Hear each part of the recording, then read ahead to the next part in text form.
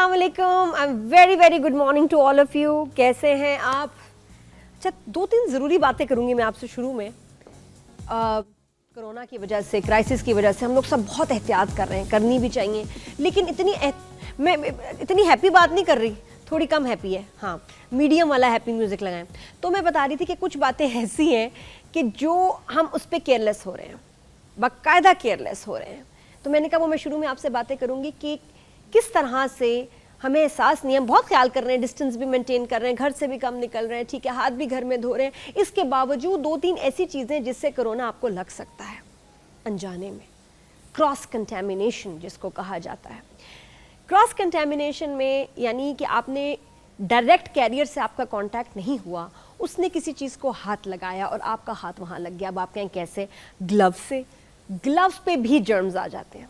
मेरा यहाँ शो पे या कभी ग्लव्स ऐसे पहनना एक मेरा रिमाइंडर है कि मैंने मुंह पे हाथ नहीं लगाना, मैंने किसी सरफेस पे हाथ नहीं लगाना। इसलिए मैं ये मुझे सच प्रोटेक्ट नहीं कर रहा कि जी मुझे बस ग्लव्स से कोई जो जर्म है यहाँ आएगा ही नहीं, ऐसा नहीं है। ये पकड़ेगा वायरस को, लेकिन मैं इसको पहनने की वजह से किसी चीज़ पे अब हाथ नहीं लगाती, मुंह पे नहीं हाथ, हाँ बाल पे लगाती हूँ, लेकिन मैं यहाँ आते ही जैसे ही मैं ग्लव्स को पहनती हूँ ना, मैं ऐसे हो जाती हूँ कि मैंने अपने हाथ जो है ना अब कहीं इधर उधर लगाने नहीं है।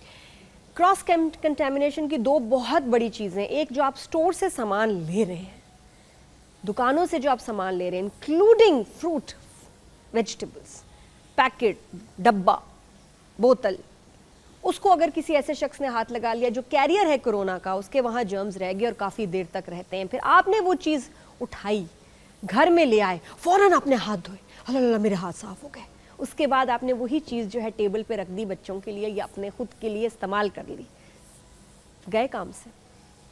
समझ रहे हैं इस बात को? क्रॉस कंटेमिनेशन कि आप वो चीज़ घर में लेके आ रहे हैं, ये जो ग्रॉसरी बाहर से घर में आ रही है, ये बड़ी ख़तरनाक चीज़ है। इसको घर में दाखिल होने से पहले आपने इसको डिसइंफेक्ट करना है। हर फल, हर सब्ज़ी, हर पैकेट, हर बोतल, हर डब्बा हैज़ टू बी वो चीज़ जो कि आप ब्लीच के पानी से ना धो सकें, डिसइंफेक्ट ना कर सकें, वो चीज़ खरीदनी ही नहीं है। Please make that a rule. दूसरा एक बहुत ख़तरनाक चीज़ वो है आपका मोबाइल, जो इस वक्त डिसइंफेक्ट किए बगैर इस्तेमाल हो रहा है हमारे कान पे, हमारे नाक के पास, हमारे मुंह पे, हमारे बच्चों के मुंह में, ये हर जगह जा रहा है और ये कोरोना फैलाने का एक बहुत बड़ा रीज़न है। हमें एहसास भी नहीं रहता, जब हमने कोई चीज़ टच की उसके बाद फ़ोन आ गया, अरे हाँ हाँ क्या हुआ, अच्छा दही भी ले लूँ, हाँ मैं ले लूँगी, अच्छा मुर्गी भी लेनी है, हाँ ठीक है, अच्छा उससे चुन्नू से पूछ लो कुछ चाहिए, मुन्नू को चाहिए, हाँ ठीक है, हाँ ओके आ रही हूँ ना, ठक टच तो कर लिया आपने। अब आप घर गए, हाथ धोए जल्दी जल्दी, उसके बाद वही फ़ोन उठाया, हाँ भाई हाँ मैसेजेस आए मेरे, नहीं आए, कोई भी नहीं आए, अच्छा ये हाँ ठीक है मैं ईमेल का जवाब देती हूँ, बस गए काम से। कितना ख़तरनाक है। आपने रियलाइज़ भी किया कि इस फ़ोन को आपने बाहर लेके कोशिश करें, जाएं ना, कॉन्शियस हो जाएं कि मेरा हाथ जहाँ लग रहा है वहाँ से वो मेरे मुंह पे लग रहा है। ये इतना कंटेमिनेटेड है डिवाइस, इसको हम बार बार टच करते हैं, हमारी ये सांस की तरह हमारे साथ ये चिमट गया है फ़ोन, और बस हमारे लिए बहुत ज़रूरी है, बहुत ख्याल रखें कि आप इसको बार बार अपने मोबाइल फ़ोन को साफ़ करें। इसके अलावा एक और जो मुझे बात पता चली थी तो मैंने कहा शेयर विद यू। मेरी एक बैंकर फ्रेंड मुझे कह रही थी कि नादिया मुझे कुछ कैश लेना था, उसने कहा टेलर से कैश ना लो, बेहतर है कि जी एटीएम का कैश हमारा फ्रेश कैश आता है। ये उसने मुझे कहा कि आप टेलर से अपना कैश, क्योंकि वो कहीं से आ रहा है जा रहा है, लोग जमा करा रहे हैं, ले रहे हैं, वो हाथ में आ रहा है, उससे क्रॉस कंटेमिनेशन के बहुत चांसेस हैं। बट एटीएम से जो उसने मुझे कहा नहीं है। स्टिल मैं कहती हूँ कि आप कैश में डील ना करें, किसी को पैसे दें, एग्जैक्ट पैसे दें, 100-50 आगे पीछे हो जाए उसको रखने दें, कीप द चेंज। या फिर ये कि आप अपने डेबिट कार्ड वगैरह से आप ज़्यादा डील करें, शॉपिंग करें, और उस कार्ड को फिर आपने साफ़ करना है सैनिटाइज़र से। Very important. आप दुकान वाले से कहेंगे कि जो इसका पिन है, मैं कार्ड भी खुद इंसर्ट करूंगी मशीन में, मैं उसका पिन भी खुद लूंगी और उसको बाहर निकालूंगी, फिर उसके बाद आप उसको डिसइंफेक्ट करेंगे। इन ग्लव्स को पहनने का अच्छा फ़ायदा ये कि इसमें आप सैनिटाइज़र जितना भी लगा लें आपकी स्किन ख़राब नहीं होगी। That's what I do, that's why I wear these gloves. तो ये चीज़ें खास ख्याल रखें। बच्चों को आइसक्रीम लेके जा रहे हैं ना खिलाने, गाड़ी में बैठो आइसक्रीम ले आए, उस आइसक्रीम के रैपर में भी वायरस हो सकता है, उसको साफ़ किए बगैर, उसको डिसइंफेक्ट किए बगैर बच्चों को वो आइसक्रीम भी नहीं देनी। ख्याल करिए, बहुत बहुत ख्याल कीजिए, आउट ऑफ कंट्रोल चीज़ें ना हो जाए हमारी इस केयरलेसनेस की वजह। और ये ऐसी चीज़ें कि मैं कहती हूँ पढ़े लिखे लोग नहीं फॉलो कर पा रहे, जो आम मासूम होते हैं, लोग होते हैं ना सीधे साधे, उनको कौन बताएगा। प्लीज़ आपका फ़र्ज़ है कि आप लोगों को बताएं, समझाएं कि किस तरह से ये वायरस क्यों फैल रहा है, अभी तक रुका क्यों नहीं, क्योंकि हम नहीं प्रॉपर मेजर्स ले रहे हैं इसको रोकने के लिए। और फिर हमारे लिए, हमारे घर वालों के लिए, हमारे हुकूमत के लिए, सब के लिए हम बहुत बड़ा मसला बन जाएंगे। तो प्लीज़ टेक मेजर्स नाउ। खैर, मैंने कहा ये बात कर दें। और साथ में जो माशाल्लाह अच्छा काम कर रहे हैं इन दिनों में, जिनकी वजह से वो सोशल वर्कर्स जो कि पहले से भी इतनी जिम्मेदारी संभाले हुए थे और आज उनका रोल और बढ़ गया है, उनमें से एक ऐसे बड़ी अमेजिंग पर्सनालिटी परवीन सईद को मैंने बुलाया है, जिनका खाना घर है और 3 रुपए में ये काफ़ी अरसे से, डॉलर कहाँ गया, रुपये कहाँ गया, कितनी महंगाई आई, कितना कुछ हुआ, लेकिन इनके खाने घर के जो रेट्स हैं वो आज भी बहुत कम, 3 रुपए में सालन रोटी खाना फॉर 1 पर्सन। उनसे बात करेंगे। उसके बाद we have Alia Farooq on the show और उनसे आपकी स्किन केयर के बारे में बात करेंगे। और बाद में थोड़ा सा ज़रा म्यूज़िक हो जाए, जो सेकंड हाफ होता है हमारा, थोड़ा relaxing, casual, entertaining. Naeem Abbas Rufi से मज़े के गाने सुनेंगे और होगी गपशप। Keep watching. गुड मॉर्निंग, अस्सलाम वालेकुम, कैसी हैं परवीन जी? वालेकुम अस्सलाम, अल्लाह का शुक्र है। बड़े सालों बाद आपसे मुलाकात हो रही है, पहले दुबई में। अच्छा, जब आप दुबई में शो पे आई थी और लोगों को पहली बार पता चला, बहुत सारे लोगों को पहली बार पता चला, तो कैसा रिस्पांस था? देखिए, जब तक हम कराची की सतह पर थे तो लोग जानते थे, लेकिन बहुत ज़्यादा नहीं जानते थे। लेकिन जब दुबई में शो हुआ, दुबई में मेरा सेल फ़ोन कराची में ही था, तो मेरे बच्चे कह रहे थे कि इस फ़ोन को हमने 3 दिन से बंद होते हुए नहीं देखा। तो जो लोगों को पता चला, वो दुबई बेस्ड जो आपका प्रोग्राम था, उससे पहली दफ़ा लोगों को, दुनिया को पता चला कि खातून खाना घर चला रही है। उसके बाद अल्हम्दुलिल्लाह सिलसिला बढ़ता चला गया। लोग फ़ोन पे कहते क्या मालूमात ले रहे थे? कह रहे ऐसे हो सकता है कि 3 रुपए में आप खाना दें? सबसे पहले सवाल ये होता था। हाँ। मैंने कहा ये है 3 रुपए में ही खाना दे रहे हैं, और इसकी वजह सिर्फ ये है कि लोग ख़रीद के खाएँ ना खाना, और फ्री में तो दिया जा सकता था, लेकिन एक टोकन मनी जो रखी थी वो लोगों के लिए रखी थी कि उनके जहन में रह के हम ये खाना ख़रीद रहे हैं, ख़रीद के खा रहे हैं, तो उनकी इज़्ज़त नफ्स भी मजरूह नहीं होती थी। अच्छा, और कुछ इज़्ज़त नफ्स का इतना परवाह नहीं करते और कहते हैं कि फ्री ही मिल जाए, या उनके पास हो ही 1 रुपया, या वो 3 रुपए में 2 लोगों का खाना चाह रहे हो, फिर आप कैसे क्या करते हैं? नादिया, इस वक्त हालात बहुत ख़राब हैं। नहीं, मैं पहले के दिनों की बात पहले दिनों की बात भी कह रही हूँ कि जो लोग नहीं दे सकते थे, देखिए गुर्बत तो हमारे मुल्क में शुरू दिन से ना, वो लोग जो नहीं दे सकते वो हमें एक दरख्वास्त देते हैं, फिर हम उनके घर के तमाम हालात मालूम करते हैं बग़ैर किसी एहसास के, फिर हम उनका खाना फ्री करते हैं। तो ऐसे बहुत सारे हमारे पास लोग हैं जो आज तक फ्री खाना हमसे ले रहे हैं, बाकी 3 रुपए का तो हम हर एक को दे रहे हैं। अच्छा, और उनके हालात पता करके, मैं बताऊँ अभी रिसेंटली मैंने आप एक वीडियो देखी, मैं क्या, जिसने वो वीडियो देखी वो जल भुन के रह गया, कि जिसमें एक शख्स अपने जो राशन बट रहा है उसमें पता नहीं उसने किस तरह से बहुत दफ़ा वो राशन ले लिया डिफरेंट लोगों से, उसके बाद वो राशन जाके दुकान पे बेचता है और कहता है मुझे इसकी जगह लग्जरी आइटम दे दो, कोई शैम्पू दे दो, कोई क्रीमें दे दो, और उसने उस दुकानदार को बताया कि मेरे घर तो बहुत आटा चीज़ें पड़ी हैं, मुझे नहीं चाहिए। जी, मैंने भी ऐसे भी लोग होते हैं। लेकिन अल्हम्दुलिल्लाह मैं बहुत बड़ी दावेदार तो नहीं हूँ कि इस 18 साल के अरसे में हम जितनी कोशिश कर सकते थे, 2 लोगों से शुरू किया था, आज हज़ारों लोग खाना घर से खाना खा रहे हैं रोज़ाना।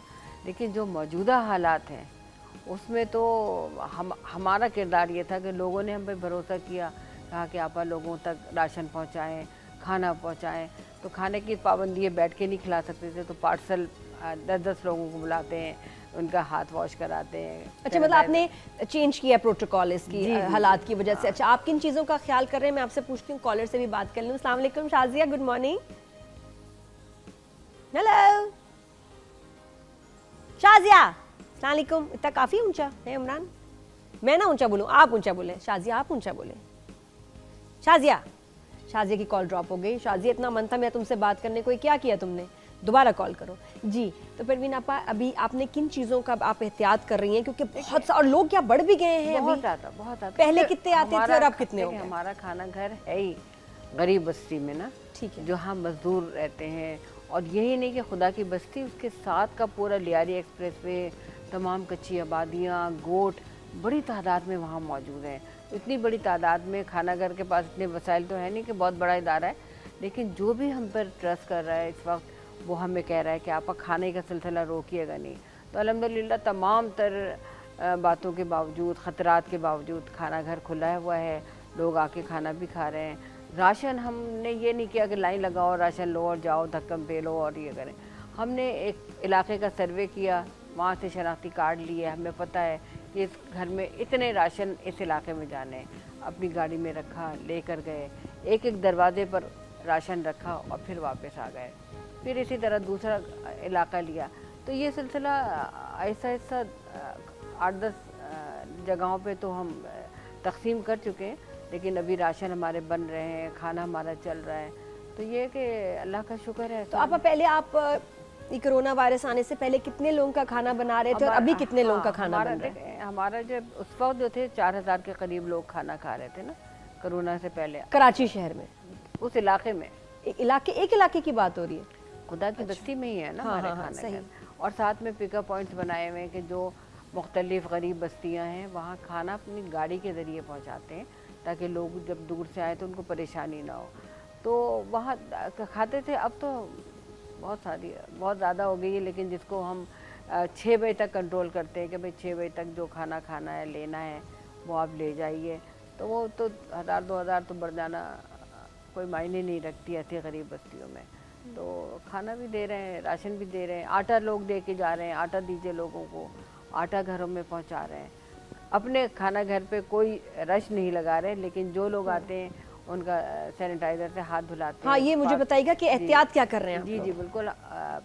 मेरे तो जो फैमिली थी वो कह लेंगी कि पागलपना है, इतने सब लोग कह रहे हैं तो कोरोना से मर जाना है। मैंने कहा मौत का सिर्फ एक दिन है, वो चाहे कोरोना के ज़रिए हो या किसी और ज़राए से अल्लाह मारे, वो नहीं ख़त्म हो सकता, वो टल नहीं सकता। तो हमने भी कुछ थोड़ा सा वो किया कि लोगों को, अपनी जो स्टाफ है उनको मास्क देना, ग्लव्स देना, सैनिटाइज से हाथ धुलवाना करना, डिटॉल का स्प्रे करवाना, ये सब हम करके फिर अंदर लेकर आते हैं। फिर जो लोग हैं उनको थोड़ा थोड़ा करके लेकर आते हैं और उनका हाथ साफ करवा कर कहते थोड़ा सा डिस्टेंस रखो। लेकिन जो बाहर खड़े हुए हैं वो लोग ये नहीं समझते, वो ये बात ही नहीं समझते कि कोई डिस्टेंस कोई चीज़ होती है या हाथ साफ कर लेना या कुछ कर लेना। खड़े रहते हैं, बार बार कहते हैं देखिए डिस्टेंस रख लें, लेकिन नहीं रखते वो लोग। इस बात का बिल्कुल ख्याल नहीं रखते कि ऐसी कोई चीज़ हमारे मुल्क में आ चुकी है जो हिलाकत का बाइस बन गई। मतलब मैं कह रही हूँ कि टेलीफोन रिंग पे कोरोना प्रिवेंशन चल रही है, रेडियो पे, टीवी पे, हर जगह इस वक्त मतलब आपको बताया जा रहा है कि जी बी केयरफुल, आप एहतियात करें। हर ज़बान में मैसेजेस चल रहे हैं, फिर भी आप कह रही हैं कि ये तबका है नहीं समझ रहा। नहीं समझेगा, इसलिए कि वो कहते हैं कोरोना क्या है, कुछ भी नहीं है, हम भूख से मर जाएंगे, कोरोना से थोड़ी मरेंगे, हमें तो खाना चाहिए। जब जहाँ तक एक शख्स के मरने की बात हो ना, वो और बात है। बात सबसे खतरनाक है कि वो एक शख्स जो उनको समझाएं कि भाई तुम अपने साथ कितने को ले डूबोगे। उन गरीबों के पास कोई समझ नहीं है, बड़ी मुश्किलों से तो मास्क वगैरह देकर कहा कि भाई मास्क तो लगाएं, और नहीं उसके बाद वो फेंक देते होंगे, उसके बाद कहीं और जाके आप तो करवा रही हैं ना, वो खुद से ख्याल नहीं करेंगे। फिर ऐसे ही बड़े जब अपने घर जाते हैं, बच्चों को भी कोई एहतियात की नहीं कहते, सख्ती करते कि ये करना है वो करना है, आप उस पर बिलीव ही ना करें तो वो बच्चे भी आगे जाके एहतियात नहीं करेंगे। बहुत मुश्किल है कि उस इलाके में जो इतनी गुर्बत है, या पाकिस्तान के किसी भी गरीब इलाके में चले जाएं, तबके में चले जाएं, तो गुर्बत तो अपने उरूज पे पहुंच चुकी है। और उसको मेरे ख्याल में हमारा इदारा जितनी कोशिश कर सकता है, बहुत छोटा सा इदारा है, हम बार बार कह रहे हैं कि हमें ना नाम नमूद कुछ भी नहीं चाहिए, हम तो अपनी जगह बैठे अल्लाह से मांग रहे हैं कि अल्लाह इनकी मुश्किलें आसान कर दे। अब तो जवानी से बुढ़ापा आ गया, बुढ़ापे सब जाहिर है कि जाने वाली सिमत में चले गए, कोशिश कर रहे हैं। अब आपके घर में और कौन आपको हेल्प करता है इस कॉज में? मेरी बेटियां शादीशुदा हैं, दो बेटियां, दोनों की शादी कर दी। मेरे हस्बैंड है वो डायलिसिस पर हैं, लेकिन मेरे दामाद बहुत अच्छे हैं। तो अल्हम्दुलिल्लाह हमारी फैमिली, मेरी बेटी जैसे मेरे सारे जितने भी हैं अपने लैपटॉप के ज़रिए ना सारा काम मेरा करती है। बड़ी बेटी मैनेज करती है कि किसको कितना राशन जाएगा, कितने कार्ड आ गए, कितना उसको लिखना है, माशाअल्लाह। तो अल्हम्दुलिल्लाह मेरी फैमिली तो मुझे सपोर्ट कर रही है। लेकिन इसके अलावा भी जो बच्चे अभी अपने काम से रह गए, जा नहीं रहे, पढ़े लिखे बच्चे हैं जो आकर मेरा राशन भी बनवा रहे हैं, इसको कंधे पे रख कर ले भी जा रहे हैं। आईटी से मुतालिक इतने बच्चे मेरे पास आए हुए हैं। मेरा जो दामाद है बड़ा वाला, वो आईटी से रिलेटेड है, छोटा भी आईटी से रिलेटेड है। तो वो तो सब हेल्प कर रहे हैं और हाईटेक कर दिया खाना घर को, है ना, टेक्नोलॉजी आ गई उसमें इतने अच्छे कॉज में। माशाल्लाह माशाल्लाह, कितनी कितनी अच्छी बात है कि जिस तरह से भी हो आपके दामाद, स्पेशली कि बेटियां बेटे तो कर देते, लेकिन अगर दामाद आपको हेल्प कर रहे हैं, बहुत खुश नसीब, बहुत बड़ी बात। माशाल्लाह माशाल्लाह। जी कॉलर से बात करते हैं। अस्सलाम वालेकुम। अस्सलाम वालेकुम। जी जी, कैसी है अस्सलाम वालेकुम। रोजीना? गुड मॉर्निंग, कैसी हो तुम? मैं बिल्कुल ठीक हूँ, आप बताओ नादिया कैसे हो, ठीक हो? हाँ हाँ अल्हम्दुलिल्लाह, ऑल इज वेल। मुझे आप इतनी अच्छी लगती हो कि आप के और मैं मैं आपकी इतनी बड़ी फैन हूँ। मैं कोई कि तुम 16-17 साल से समझे कि मैं आपके शोज देख रही हूँ और मैंने ये काफी टाइम अर्से की के बात बाद नहीं आपको करते हम। दोबारा से देखा हाँ। पीटीवी पे। मैंने तो इतने अपनी से बड़ी उम्र के लोग देखे हैं जो मुझे बचपन से देख रहे हैं, और मैं कहती हूँ कि जी या तो आप मतलब धोखा दे रहे हैं या मैं धोखा दे रही हूँ। ईमान से मैंने देखे पूरे सफेद बाल, सफेद दाढ़ी वाले एक अंकल कह रहे हैं मैं तो तुम्हें बचपन से देख रहा हूँ। मैंने कहा है नहीं, मैं आपसे काफी बड़ी हूँ। नहीं नहीं, लेकिन मैंने आपके शोज देखे हैं, आप बहुत अच्छी हैं। और जिस तरह से आज आपने शो को शुरू किया और जो हम लोगों को समझाया कि किस तरह से हमें एहतियात करनी चाहिए, तो बहुत अच्छा लगा। कोई भी इस तरह से नहीं समझाता जैसे आप अभी बता रही थी, और स्पेशली ग्लव्स के बारे में तो कोई भी नहीं बताता, सिर्फ वो यही है कि मास्क लगा लें, मास्क लगा लें। लेकिन आपने इतना अच्छा शो शुरू किया, स्टार्ट किया, हम लोगों को समझाया, आम बच्चे भी देख के समझ सकते हैं। Really? और रोजीना मुझे लगा थोड़ा ज्यादा हो गया, लेकिन मैं थी थोड़ा, क्या पता असल में पता है क्या, जब तक फील करके कोई बात ना करो ना, तो मुझे लगता है कि जैसे सच्चाई नहीं है उस बात में, है ना? जी, आप वैसे भी बहुत ही नेचुरल बातें करती हैं और सच्ची बातें करती हैं, इसलिए आप मुझे बहुत बहुत अच्छी लगती हैं। हाय अल्लाह रोजीना, ताला मैं आपको बस अब खुश रखे, सलामत blush रखे, कर- आपके शो पे इसी तरह से चलता रखे और दिन दुगनी रात चुगनी आप तरक्की करें। आपकी वजह से लोग जो उनसे वो समझें कि किस तरह से हमने इस मुश्किल वक्त से बस वही ना रोजीना, दुख ये हो रहा है कि लोग इतना कुछ हम लोग कर रहे हैं, हुकूमत कर रही है, लोग समझा रहे हैं, मीडिया बात कर रहा है, फिर भी नहीं समझ आ रही बहुत सारे लोगों को, क्या करें। लेकिन आपको देख के समझ जाएंगे क्योंकि आप इतने प्यार से समझाती है। मुझे आप बहुत अच्छी लगती है, मैं आपकी बहुत बड़ी फैन हूँ, यकीन करें। बस कर दो, मैं आप खुशी इतनी से फट ना प्यारी जाऊं लग अब। रही है। हाँ बस रोजीना, अब मैं नजर लगाओगी अब तुम। नहीं, मैंने नजर प्यार नहीं, की अब नजर बहुत नहीं हो गया। लगती, मैं आपको नजर नहीं लगाऊंगी सो यार। Sweet, thank you. दूर वाला ना, थैंक यू सो मच, बहुत शुक्रिया, अल्लाह तुम्हें खुश रखे। और ब्रेक लेंगे और मैं थोड़ा सा नॉर्मल होती हूँ। मैं ख्याल फूल के पुक्का नहीं, क्या होता है, पुक्का नहीं, सॉरी कुप्पा, अच्छा पता है इमरान को हो जाता है कभी कभी, मुझसे भी फंबल हो जाता है कि फूल के कुप्पा हो गई हूँ, सीट पे पूरी नहीं आ रही, सीट चेंज करनी पड़ेगी या मुझे वापस अपने साइज पे आना पड़ेगा। तो कोई मैसेज कुछ परवीन आपा कुछ कहना चाहेंगी? जी बिल्कुल, तो कहना चाहूँगी कि हमें कोई बड़े इदारों या हुकूमतों की तरफ नहीं देखना चाहिए। एक आम पाकिस्तानी की हैसियत से हमें एक प्लेटफॉर्म पे यकजा होना चाहिए और भूख को मिटाने की कोशिश करनी चाहिए जो दिन ब दिन हमारे मुल्क में बढ़ती जा रही है। आइए, खाना घर का साथ दीजिए और हमें देखिए और हमें मौका दीजिए कि हम किस तरह गरीब बस्तियों में जाकर घरों पे राशन रख के उनकी ज़रूरतें पूरी कर रहे हैं। क्योंकि देखिए ना, बहुत सारे लोग हैं जो कि पैकेट बना के खुद से नहीं दे सक रहे और वो चाहते हैं कि हम बस कुछ डोनेट कर दें। और ऐसे लोग या ऐसे आपको लगे वो लोग जो कि इनिशिएटिव लिए हुए हैं, एक्चुअल काम कर रहे हैं ऐसे मौके पे, क्योंकि आपको पता है ना फ्रॉड भी बहुत होता है, तो बहुत केयरफुली उन लोगों को सेलेक्ट करें जो वाकई आपकी जो हलाल की कमाई है वो सही लोगों तक पहुँचाएँ। तो आपा थैंक यू सो मच, बहुत शुक्रिया। आप तक कोई डोनेशन या कुछ पहुंचाने का क्या तरीका है? मेरा नंबर है 03009212 और अलाइट बैंक में मेरा खाना घर के नाम से अकाउंट है, तो वो अगर चाहे तो मैं। और एक दिन जब इंशाल्लाह सब अभी ठीक हो जाएगा तो मैं आपके यहाँ खाना खाने आऊँगी इंशाल्लाह। क्या बनाएंगी? जो आपको पसंद होगा। नहीं, आप क्या बनाती हैं? हम लोग तो एक दिन छोले का सालन होता है, 2 दिन दालें। छोटे का सालन? छोटा कौन? छोले छोले छोले का सालन, अच्छा काबली चने जो होते हैं ना, उसका सालन होता है, 2 दिन दालें होती है, 3 दिन गोश्त होता है। 3 दिन गोश्त होता है। हाय, जब गोश्त होगा तो लड़ाइयाँ नहीं होती, मुझे वो वाली बोटी चाहिए, ज़्यादा मुझे लोग वो हैं। वाली बोटी नहीं, चाहिए? नहीं, नहीं? ऐसा मतलब लड़ाई से क्या है, बात दफा कह देते हैं इधर थोड़ा सा गोश्त डाल देना, ज़्यादा बच्चे घर पे हैं तो हाँ। देना। तो ये चीज़ें तो होती रहती गोश्त के साथ मुश्किल हो जाता है नहीं डिस्ट्रीब्यूट करना हैं। सारा? नहीं, अल्लाह का शुक्र है। अब 18 साल गुजर गए खाना घर को, अब भी ना समझेंगे तो फिर कब समझेंगे। हाँ, लेकिन ये कि हम अब मैं आऊंगी, मिली पकौड़े वाली कड़ी बनाइएगा, बिल्कुल बनाते हैं। ठीक है ना? वो बहुत सबके अच्छी साथ खाएंगे इंशाल्लाह। इंशाल्लाह मैंने सोचा आने है वाली मेरे बने। लिए। हाँ, पकौड़े उसमें अच्छे से क्रिस्पी से हो, क्रिस्पी प्याज हो। आलू सबके साथ।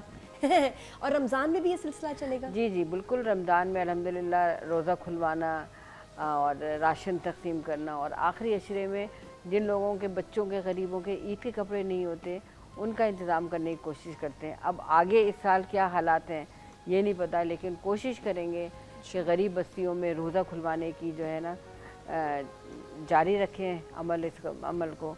और ये नहीं, पहले तो हमारे दस्तरखान लगते थे कई जगहों पर, लेकिन अब दस्तरखान लगाने की इजाज़त है या नहीं होगी ये तो आने वाला वक्त बताएगा। लेकिन खाना घर कोशिश कर रहा है कि रमज़ान में भी अपना किरदार अदा करता है। बहुत बहुत शुक्रिया आपका, थैंक यू सो मच। हम यहाँ लेंगे ब्रेक के बाद आलिया फारूक एस्थेटिशियन है, कॉस्मेटोलॉजिस्ट हैं, और भी मेरे ख्याल जितने दिन से नहीं आई कोई नई उन्होंने डिग्री या स्पेशलाइजेशन कर ली होगी इतने अरसे में, ऐसे तो वो बैठती नहीं। तो क्या नया सीखा और क्या नई जो है कमाल हो रहे हैं उनसे हम बात करेंगे, और साथ में वो थोड़ा सा एप्लीकेशन बताएंगी भी, कुछ होने वाला है यहाँ शो पे क्या, जानिए ब्रेक के बाद। Keep watching.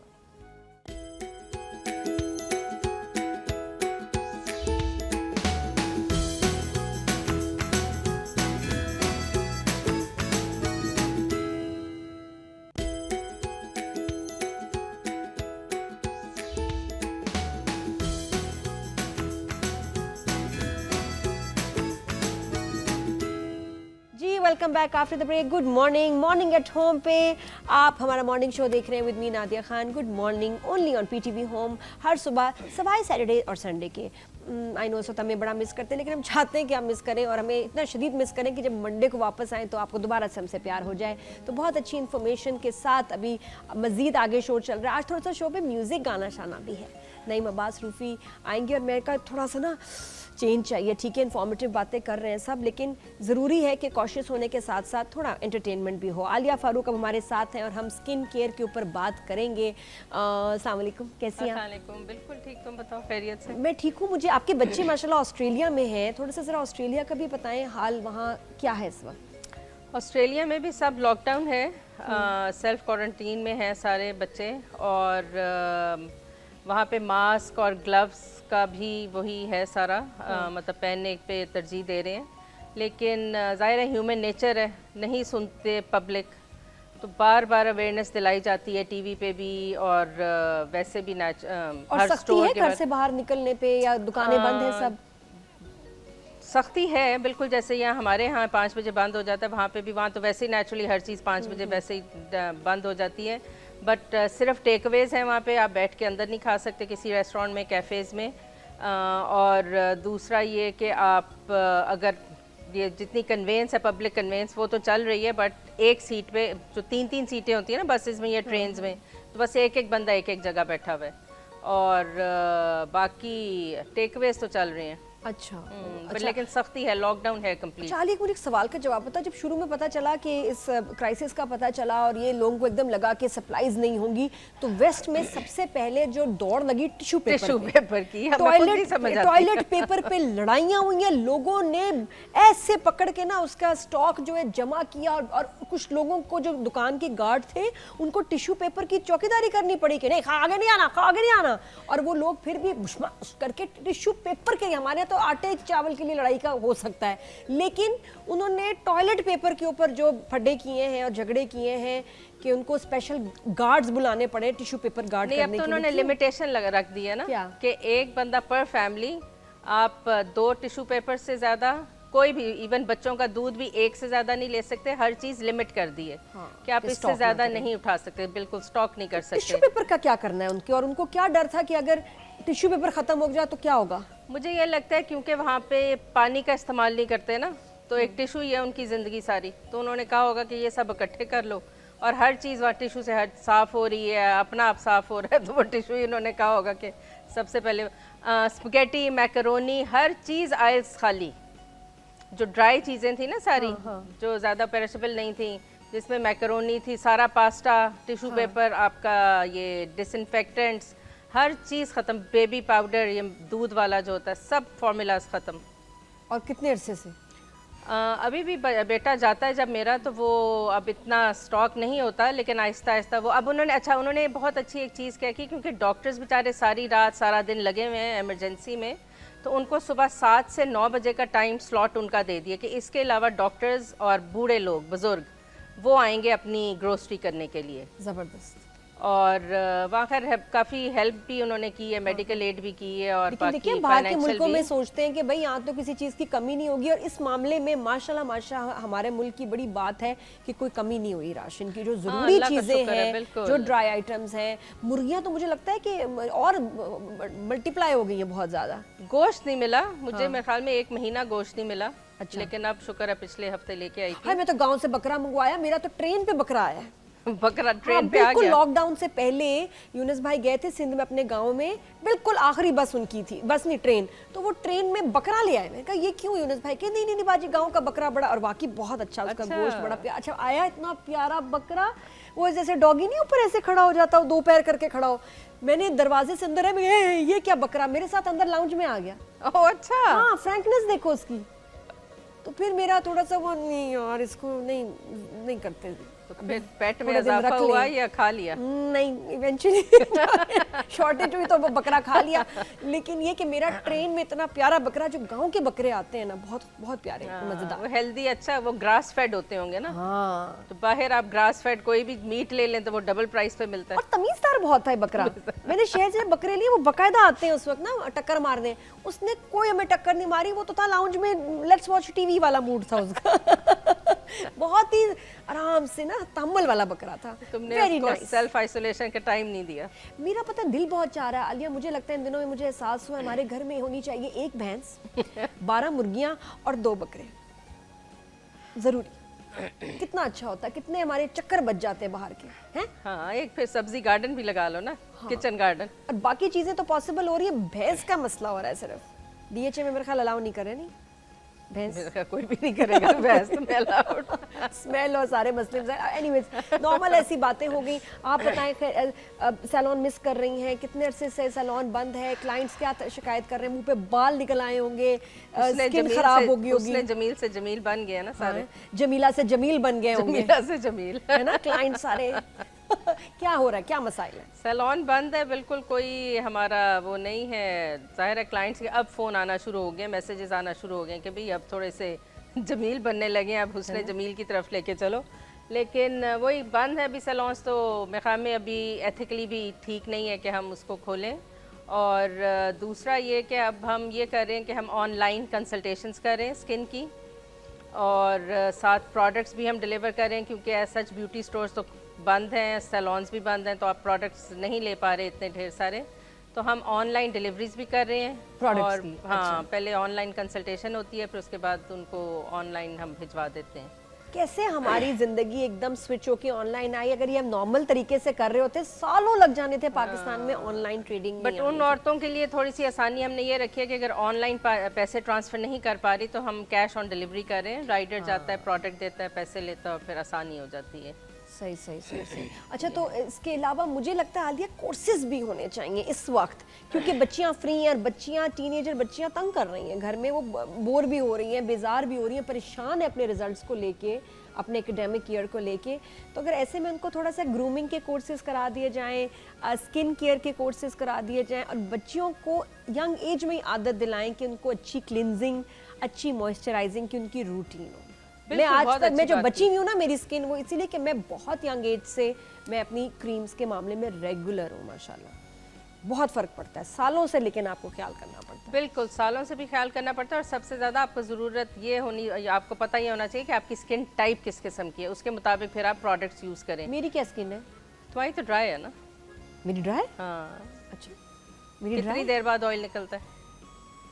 ऑयल मौसम के हिसाब से डिपेंड करता नहीं, है। अभी नाक तो पे हल्का सच बहुत कम, वेरी हाँ, रेयर, लेकिन बहुत इस तरह कम है। ड्राई भी नहीं कि फट रही हाँ, हो। ऐसी फटने वाली नहीं है, बट हाँ, फटने वाली नहीं, डिहाइड्रेटेड नहीं है। हाँ। डिहाइड्रेटेड वो होती है जो फटने वाली होती है, जिसमें अपना मॉइस्चर नहीं होता, सही। और ड्राई होती है जो वो ड्राई होती है जिसमें ऑयल की कंटेंट। लेकिन अगर मैंने देखा है कि मैं मैदे की कोई चीज़, रोटी चावल, अगर ख़ास तौर पे ग्रेन्स बढ़ा दूँ ना, मेरा कंप्लेक्शन बर्बाद हो जाता है। ग्रीन्स बढ़ा दो। नहीं ग्रेन्स मतलब Grains, हाँ, ये हाँ, रोटी, wheat और रोटी हाँ, मैदे हाँ, की हाँ। चीज़ें, 2 डोनट खा लूँ, उसके बाद तीसरे दिन मेरी स्किन ग्रे होती है और अजीब सा पुल बन जाती हूँ मैं। Bloating भी शुरू हो जाती है ना, ब्लोटिंग भी शुरू होती है, मेरी हाँ। स्किन खराब हो जाती है, मुझे उससे पता चल जाता है ना ना ना ना ना। फिर क्रीम का मसला नहीं है, फिर आपकी डाइट भी आपके फेस पे नजर आता और अगर आप चाय भी बहुत पी लें ना दूध डाल के, वो भी आपको ब्लोट कर देता है। है। आज मैंने इतना मजे का नाश्ता किया, मैं कहा यूनुस भाई मैं तंग आ गई हूँ ना, ये नाश्ते टिपिकल ओट्स खा रही हूँ, मैंने बीच में सीरियल भी खाया। मैं कहा नहीं, आज मैंने स्ट्रॉबेरी योगर्ट, मतलब योगर्ट में स्ट्रॉबेरी फ्रेश करके उसे पपीता डाला, हाँ, साथ वो भी में बहुत अखरोट मजे का। और बादाम।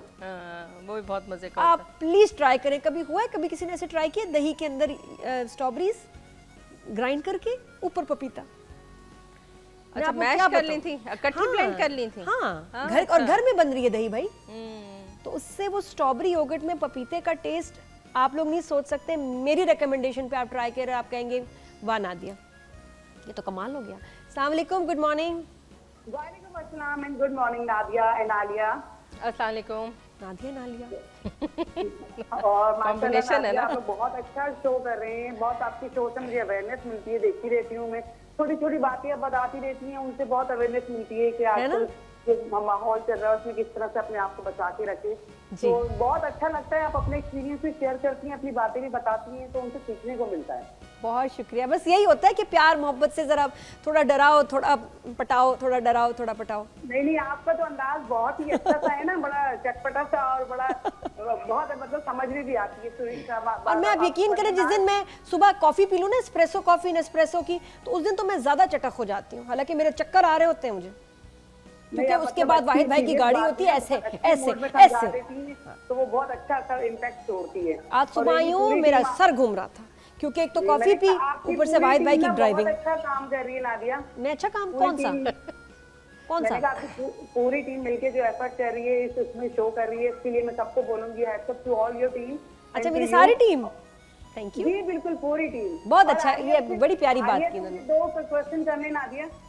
हाँ आलिया से आप दो नहीं, आपने इतनी प्यारी बात की, आप 2.5 करें सवाल।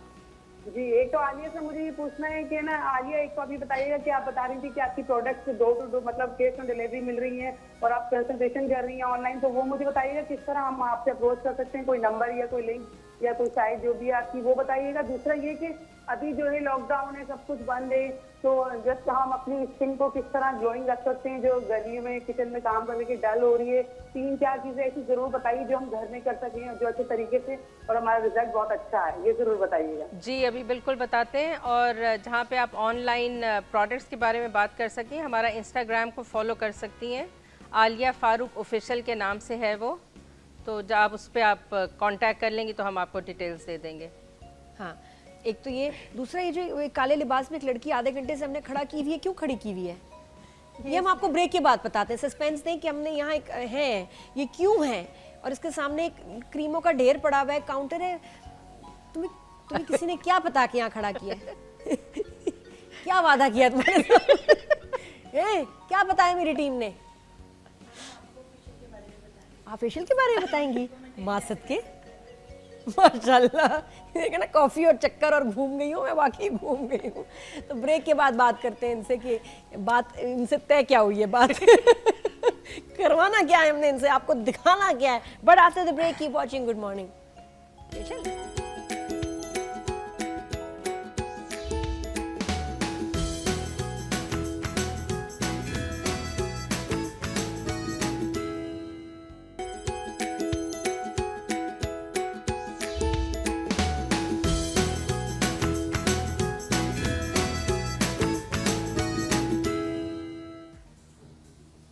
हाँ जी, इनका तारुफ कराएं। अस्सलाम वालेकुम, welcome back after the break. जी आलिया, आज हम बताएंगे कि आप घर पे फेशियल कैसे कर सकते हैं, जो आपके पास प्रोडक्ट्स हैं, क्योंकि ज़ाहिर है सैलॉन्स सारे बंद हैं और सेल्फ आइसोलेशन में आपको कुछ ना कुछ तो करना है अपने लिए। तो सेल्फ केयर के तहत हम बताएंगे कि आप फेशियल अपना कैसे करेंगे, और प्रोडक्ट्स जो हैं बेसिकली फेशियल में 5-6 स्टेप्स होती हैं जो बड़ा ज़रूरी होती हैं। एक क्लेंजिंग होती है, अगर आपने मेकअप लगाया हुआ है तो आप मेकअप रिमूवर से मेकअप रिमूव करेंगे, और ये आपको साथ साथ करके बताती जाएगी। ये नहा के आई है अभी? हाँ हाँ, क्यों नहीं, वो मतलब टॉवल ऐसे लपेटा हुआ है ना सर पे, नहीं, नहा के आई हो? नहीं, वैसे तो नहा के आई है ये, लेकिन बाल हमने इसलिए बांध दिए क्योंकि आप घर में भी जब करेंगे तो कोशिश करें कि अपने आप को इस तरह तैयार करें ताकि आपके बाल बाद में ज़्यादा ऑयली ना हो जाएं, गंदे ना हो जाएं, और बार बार बाल मुंह पे आते रहेंगे तो आप क्लेंजिंग प्रॉपर्ली नहीं कर सकेंगे। हाँ, तो इसलिए एक तरीका बताया कि आप इस तरह अपने बालों को बांध सकते very हैं। good, very ठीक है, good, ठीक है। और सबसे पहले जो है हम लेते हैं मेकअप रिमूवर, और अगर आपके पास घर में मेकअप रिमूवर नहीं है। अच्छा, यहाँ ऑडियो है और वहाँ डेमो है जी, तो ये स्क्रीन आप इनको दिखाएंगे क्योंकि ये अब ये भी देखें ना, हम प्रिकॉशन कर रहे हैं कि ज़्यादा कांटेक्ट ना हो इस वक्त, तो वो ख्याल रखते हुए हम इस वक्त आपको डेमो दिखा रहे हैं कि आलिया इनके फेस पे डेमो नहीं कर रही, वो खुद अपने फेस पे डेमो कर रही हैं। हा तो लेकिन दिखाएंगे उनको, आवाज़ आपकी होगी, ऑडियो सबटाइटल्स है नहीं है? नहीं, मैं खुद सिर्फ बोलूंगी। ऑडियो है, हाँ, हाँ। ठीक है ना, ऑडियो का। जी। सबसे पहले आप जब अपना मेकअप रिमूव करते हैं तो उसमें आप अपनी कॉटन को गीला करके पानी में, तो मेकअप अपना लिपस्टिक रिमूव करते हैं, फिर आप अपनी मस्कारा या आईलाइनर जो भी आपने आंखों पे लगाया हुआ है वो रिमूव करेंगे। और किस चीज़ से रिमूव करना चाहिए आई मेकअप, मस्कारा? हम तो मेकअप रिमूवर से करें। मेकअप रिमूवर्स जो बाजार में मिलते हैं वो ऑयल बेस्ड होते हैं, आई तो इसलिए हाँ, आई मेकअप और लिपस्टिक, तो वो बहुत आसानी से जो है वो आपका जितना भी मेकअप है वो आपका उतर जाता है। खास और तौर पे जेंटली, कुछ लोग बड़े सख्त करते हैं, लगता है खाल हाथ में आ जाएगी। बिल्कुल, अगर आप मूवमेंट्स देखेंगे तो ये बड़ी आराम से स्लो मूवमेंट्स करेगी अपनी मस्कारा और आईलाइनर उतारने के लिए।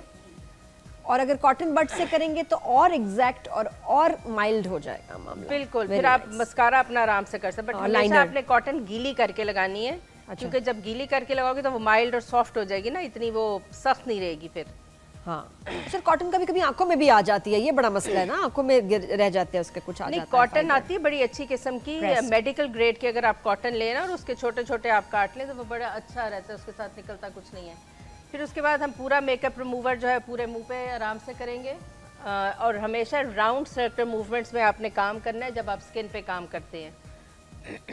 खोलो, शाबाश, क्या बात है। डब्बा पैक सामान खुल रहा है, और इसमें से क्या है ये? Makeup remover. मेकअप रिमूवर, ठीक है। मेकअप रिमूवर के साथ हम अच्छी सी राउंड सर्कुलर मूवमेंट्स में हम मेकअप रिमूव करेंगे, और एक पूरी दफ़ा करने के बाद फिर हम क्लेंजर शुरू कर देते हैं। राउंड सर्कुलर मूवमेंट्स में आपने अच्छी सी क्लेंजिंग करनी है, ठीक है। कितनी देर?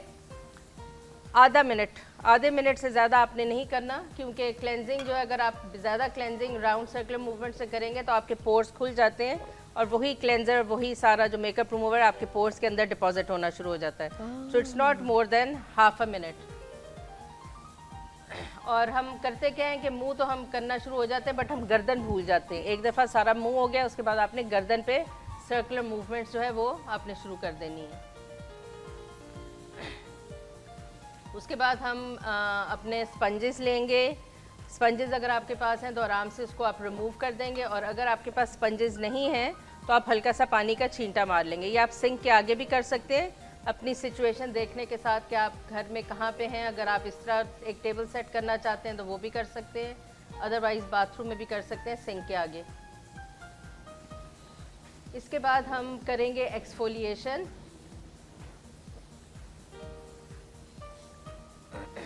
एक्सफोलिएशन बहुत सारी डिफरेंट किस्मों के होते हैं, आपने ये देखना है कि आपकी स्किन किस किस्म की है। अगर तो आपकी स्किन बहुत ऑयली और एक्नी प्रोन स्किन है तो फिर आप उसमें माइल्ड बीड्स वाला एक्सफोलिएशन यूज़ करेंगे, और अगर आपकी स्किन जो है वो बहुत सेंसिटिव है और ड्राई डिहाइड्रेटेड है फिर आप पील फॉर्म में भी एक्सफोलिएशन कर सकते हैं। ये एक्सफोलिएशन है, इसके भी राउंड सर्कुलर मूवमेंट्स आप करते रहेंगे, और ये आप करेंगे एटलीस्ट 2 मिनट्स के लिए। ये हमारी वाली एक्सफोलिएशन जो है ये ब्राइटनिंग के लिए है और वाइटनिंग के लिए है। इसमें विटामिन सी का कंटेंट काफ़ी ज़्यादा है जो कि ऑयल बन जाता है 2 मिनट के बाद। और ये प्रोडक्ट सारी ब्राइटनिंग रेंज जो है ये हम ऑनलाइन दे रहे हैं। लोग जब कंसल्टेशन करते हैं तो हम इसमें स्किन की उनकी मिक्स एंड मैच करके तो हम इनको डिलीवर कर रहे हैं घरों पे। अच्छी सी एक्सफोलिएशन करके अब आपको पता होगा कि आपकी स्किन में ब्लैक हेड्स किधर हैं, ड्राइनेस किधर है, पिगमेंटेशन कहाँ पे हो रही है, टू टोन कहाँ पे है, वहाँ पे आप ज़्यादा कंसंट्रेट करेंगे अपनी स्किन पे जब आप एक्सफोलिएट करेंगे। अब ये 2 मिनट आपके एक्सफोलिएशन के होने के बाद आप इसको वही स्पंजेस के साथ रिमूव कर लेंगे या पानी के 2-3 छींटे अच्छे से मार के फ्रेश कर लेंगे स्किन को। बहुत ज़्यादा मैंने लोगों को देखा है कि वो टोनर्स के साथ क्लेंजिंग शुरू हो जाते हैं। हाँ, टोनर्स जो हैं एंड में करना चाहिए। टोनर्स जो है नहीं, आपने सिर्फ स्प्रे करना होता है क्योंकि क्लेंज मेकअप रिमूवर में भी ऑयल होता है, क्लेंजिंग मिल्क में भी ऑयल होता है, कुछ एक्सफोलिएशंस हैं उनमें भी ऑयल होता है। तो आप जब ये 3 स्टेप्स कर लें उसके बाद अगर आप टोनर से साफ़ कर लें तो आपकी स्किन प्रिपेयर हो जाती है नेक्स्ट स्टेप के लिए, जिसमें सीरम्स की एप्लीकेशन होती है, मास्क लगाना है जो भी। इसके बाद आप कर लिए एक्सफोलिएशन। हाँ, अब आप एक्सफोलिएशन रिमूव करेंगे सारा और फिर इसके बाद आप ब्लैक हेड्स रिमूव करेंगे। अब घर में बैठ के आप अपने ब्लैक हेड्स कैसे रिमूव करेंगे? सबसे मुश्किल काम। सबसे मुश्किल काम है वो। अच्छा, ब्लैक हेड से मैंने देखा है कि कुछ एज में जाने और कुछ एज के साथ होते हैं, जिसके नहीं भी होते हैं उनके जाके 40s में ब्लैक हेड्स होने शुरू हो जाते हैं। क्यों? और ब्लैक हेड्स खाली नाक पे नहीं होते, ब्लैक हेड्स कान में भी निकलना शुरू हो जाते हैं। ये नहीं हाँ, नहीं हाँ, बहुत सारे। हाँ, कहाँ?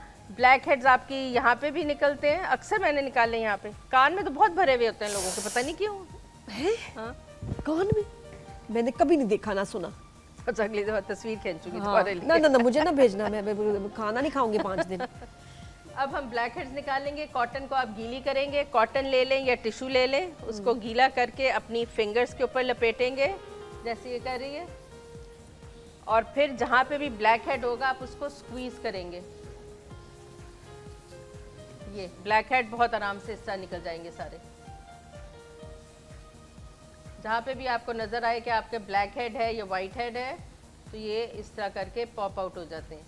और अगर इन केस ब्लैक हेड बहुत ही स्टबर्न हो और अंदर एम्बेडेड हो तो उसके लिए आप रात को अगर विक्स भी लगा लें ना, थोड़े से टोटके भी बता दूं। हाँ, टोटका। तो विक्स भी अगर आप रात को लगा लें तो उससे भी जो है वो ब्लैक हेड सॉफ्ट हो जाता है और सुबह बहुत आराम से इसी तरीके से निकल आएगा।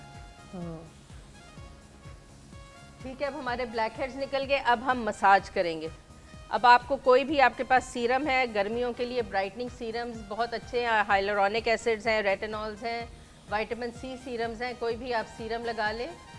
उसके बाद आप एक मसाज शुरू करेंगे। मसाज का तरीका बता देंगे कैसे मसाज करते हैं। हाँ। आपने मसाज जो है वो एटलीस्ट 5 मिनट्स की करनी है, उससे ज़रा लिफ्टिंग भी हो जाती है, आँखों के फाइन लाइंस भी ख़त्म हो जाते हैं। गर्दन से हम मसाज शुरू करके तो पूरे मुंह पे आ जाते हैं। अपर मूवमेंट से आपने मसाज करनी है और जॉ एरिया पे आप ज़ोर से अपनी ये फिस्ट बना के करेंगे क्योंकि यही सबसे एरिया होता है जो कि लटकना शुरू होता है सबसे पहले। और बाकी सारी मूवमेंट्स आपकी ऊपर की तरफ, ताकि जो सैगिंग हो रही है वो मसल्स आपके टोन हो जाएं। बहुत स्लो मोशन में नहीं कर रही है? मसाज तो स्लो होगी ना, इतना ही। और फर्म हाथ है। फर्म हाथ, बिल्कुल फर्म। अच्छा, मैं तो बोर हो जाऊं इतना स्लो करते करते। और अब बता दो आंखों पे कैसे करना है आपने। आंखों पे आपने बाहर की तरफ से अंदर की तरफ लेके आना है, छोटी उंगली टाइम पास के लिए बहुत अच्छा है, जिसमें आप रिंग पहनते हैं। ये छोटी छोटी। अच्छा, बच्चियों को कहें ये आपका फेशियल करें हैं, बच्चियों से कहें चलो चलो पार्लर खेलते हैं, बेटा आ जाओ, मैं पार्लर आई हूँ, पूरा ड्रामा करें उनके साथ। हेलो, हाउ आर यू, क्या कराएंगी, फेशियल कराएंगी, आइए बैठिए। उसके बाद फिर उनको सारी क्रीमें दे के ना चलो बेटा शुरू हो जाओ। और ये इतना मज़ा आएगा ना, बच्चों के साथ खेल खेल में काम करवाएं, खिदमतें करें। वरना वैसे आप कहेंगे ना बेटा टांग दबा दो, सर दबा दो, तो उनको तकलीफ होगी। आप गेम करके करें, उनके बाद 100-200 पकड़ा भी दीजिएगा। हाँ, बट मसाज करने के बाद फिर आपका फेशियल ख़त्म और आपने जो भी आपकी स्किन पे सूटेबल आप अपना मास्क लगा सकते हैं। सही बात है। फिर मुझे शो में दिखाना है छोटे बच्चों के बाल कैसे काटने हैं, क्योंकि बच्चे तो भालू बन गए हैं। सच्ची बाल है, जान इतना तंग है, मुझे हेयर कट कराना है, हेयर कट कराना है, कहाँ से कराऊँ? तो कल खुले तो थे वैसे। खुले थे? नहीं, मैं नहीं लेके जा रही, मुझे डर लग रहा है। मैं तो I would prefer not to. Machine ले लो। मशीन मेरे पास डॉगी के ग्रूमिंग की सब चीज़ें हैं, बच्चे के ग्रूमिंग के लिए नहीं है। एक बार मैंने अजान के पहले काटे थे तो वो बीच में से मैंने काट दिए थे मशीन से, तो पैच बन गया था। पैच बन गया था। फिर मुझे उसका मशरूम कट करना पड़ा, वो नहीं होता यहाँ से पूरा मशीन। ये अब एंड में हम ब्राइटनिंग मास्क लगा रहे हैं। ब्राइटनिंग मास्क, कोई भी मास्क भी होगा वो भी आपने अपवर्ड मूवमेंट में सारा लगाना है। तो ये एक छोटा सा डेमो था जो आप 5 से 10 मिनट में अपने घर में, मतलब 15 मिनट में आपका एक बड़ा अच्छा एक्सप्रेस फेशियल हो जाता है इसी तरीके से। सही बात। अजान सुबह जल्दी उठ जाता है ना, फिर शो देखता है। एक दो दफ़ा मैंने उसका जिक्र किया, इतना खुश, हाय मामा मेरे बारे में बात करी थी, अब रोज़ मेरे बारे में बात करें। और फिर अजान तुम्हारी और बातें बताऊं? अभी तो मैं बड़ी अच्छी अच्छी बातें बता रही हूँ, बताऊं बाकी बातें हैं, सुन रहे हो? पढ़ाई के बारे में बात करें थोड़ी सी। किताबें लेके बैठते हैं, थोड़ी देर बाद मैं पढ़ रही होती हूँ, वो गायब। और मैं मैथ की मुझे बुक दे दो, छोड़ दो, मैं गुम हो जाऊंगी, समझ ही नहीं आती। अच्छा, 3 समझ नहीं घंटे आती। हिसाब किताब में ही निकल उतनी देर में अजान अपना खेल कूद खाना वाना करके मामा शुरू करें। मैं कहती 1 मिनट बेटा, 10 मिनट और दे दो। यार ग्रेड 6 की मैथ का हाल है, सोचो तौबा। 6 तो 4th की इतनी मुश्किल है। मेरे मैट्रिक में 99 कैसे आए थे मुझे खुद यकीन नहीं आता। अब देखो मेरा हाल, होल नंबर्स नहीं मुझसे हो रहे, फ्रैक्शन तो देख के मेरा ब्लड प्रेशर जो है ना लो हो जाता है। मैथ्स भी बदल गई है ना, उस जमाने की और अब जमाने की मैथ्स भी बदल गई है। तरीका भी नहीं समझा रहे, बस कर लो। हाँ जी, फिर बस हो गया, हो गया। माशाल्लाह। क्या हो गया?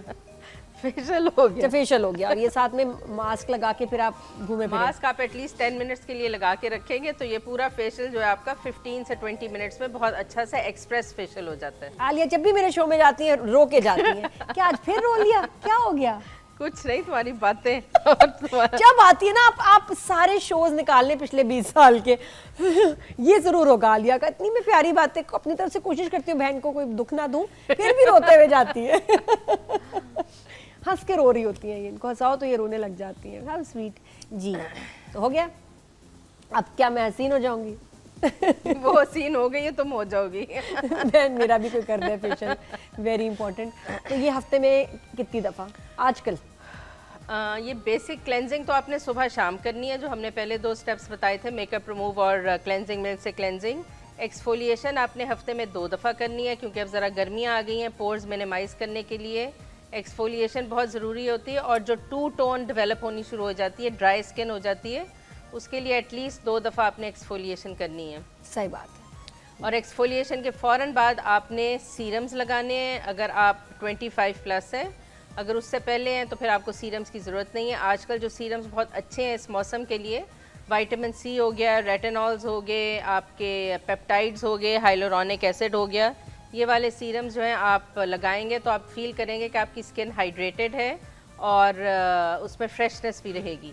एक्सफोलिएशन में क्या होता है कि एक्सफोलिएशन अगर आप रेगुलर बेसिस पे करते रहें तो आपकी स्किन ड्राई नहीं होती। वो जो लोगों का एक कंप्लेन होता है ना, मेरी स्किन ग्लो नहीं कर रही, ख़त्म होगी ये ग्लो, उसमें वो एक्सफोलिएशन से बहुत अच्छी होती है। Thank you so much Alia ji, Thank you, बहुत बहुत thank you. शुक्रिया।